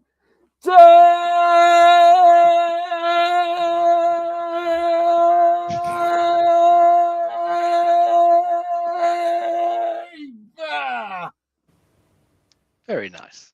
Now try and stand up. You got no chance. I can't even focus on the screen right now. It's like my head's like, it's doing that. Now do Just Dance stream. It'll be like that. Oh! There we go. Right, our final bit of the show, folks. Below Average Savage. Hi, how you doing? Great to see you. Welcome on in on YouTube. Our final bit of the show. At the end of every show, we basically give you the latest charts, whether it be Steam, PlayStation, or general retail charts. This week, I'm having a look back at the retail charts from literally middle of last week because it features some of the games that we talked about on last week. So here is the UK game retails chart from last week. And at number 10, we've got a non-mover with Donkey Kong Bonanza. Down 5 places at number 9, Mario Kart 8 Deluxe. Down 3 places, Grand Theft Auto 5. Down 1 place at number 7 is Minecraft. Down another 3 places at number 6 is Pokemon Legends Zeta A. Animal Crossing's New Horizon was also down 3 places at number 5. A brand new entry at number 4, which we talked about on last week's show, Dragon Quest 7 Reimagined.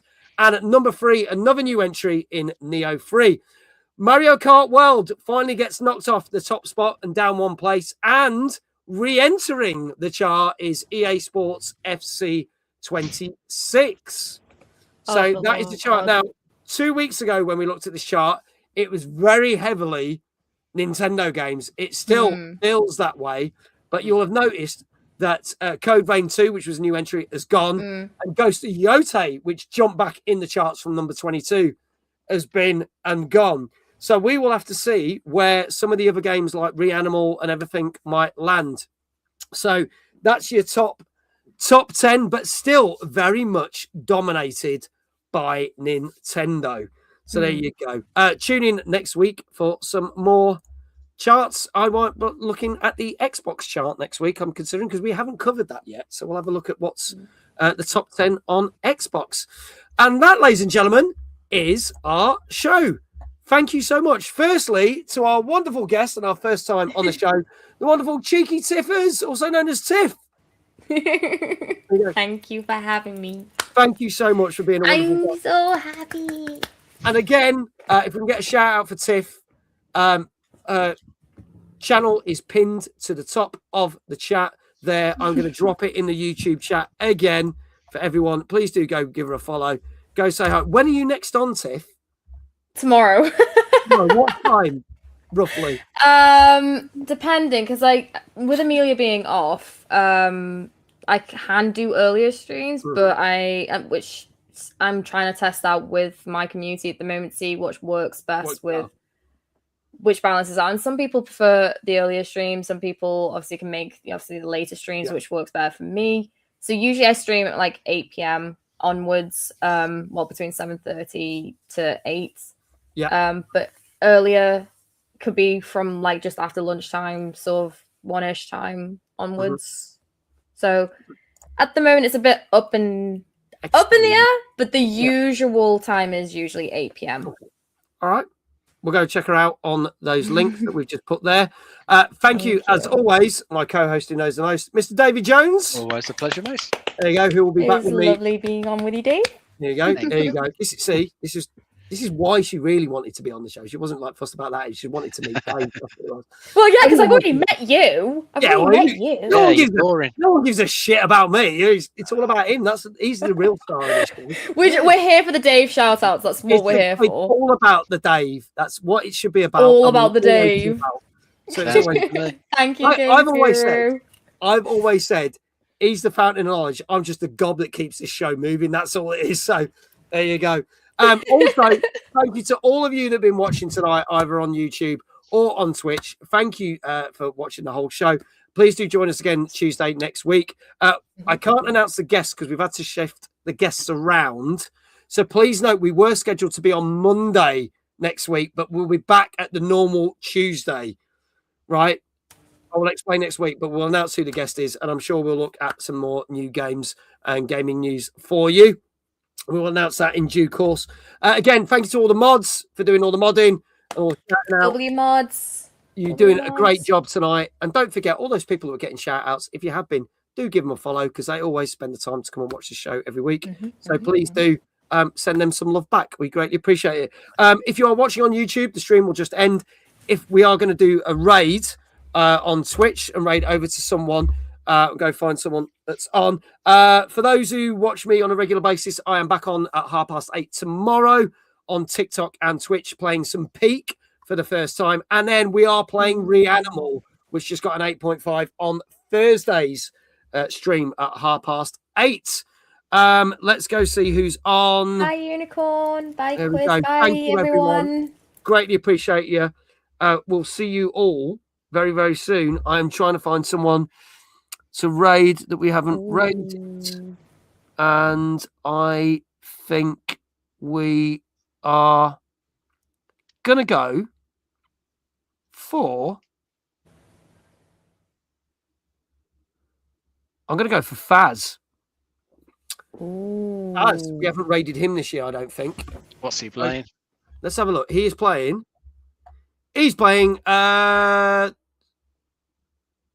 Sonic Racing Cross Worlds, because I know he's a big fan of that. So let's go raid Faz. I'll hit that button.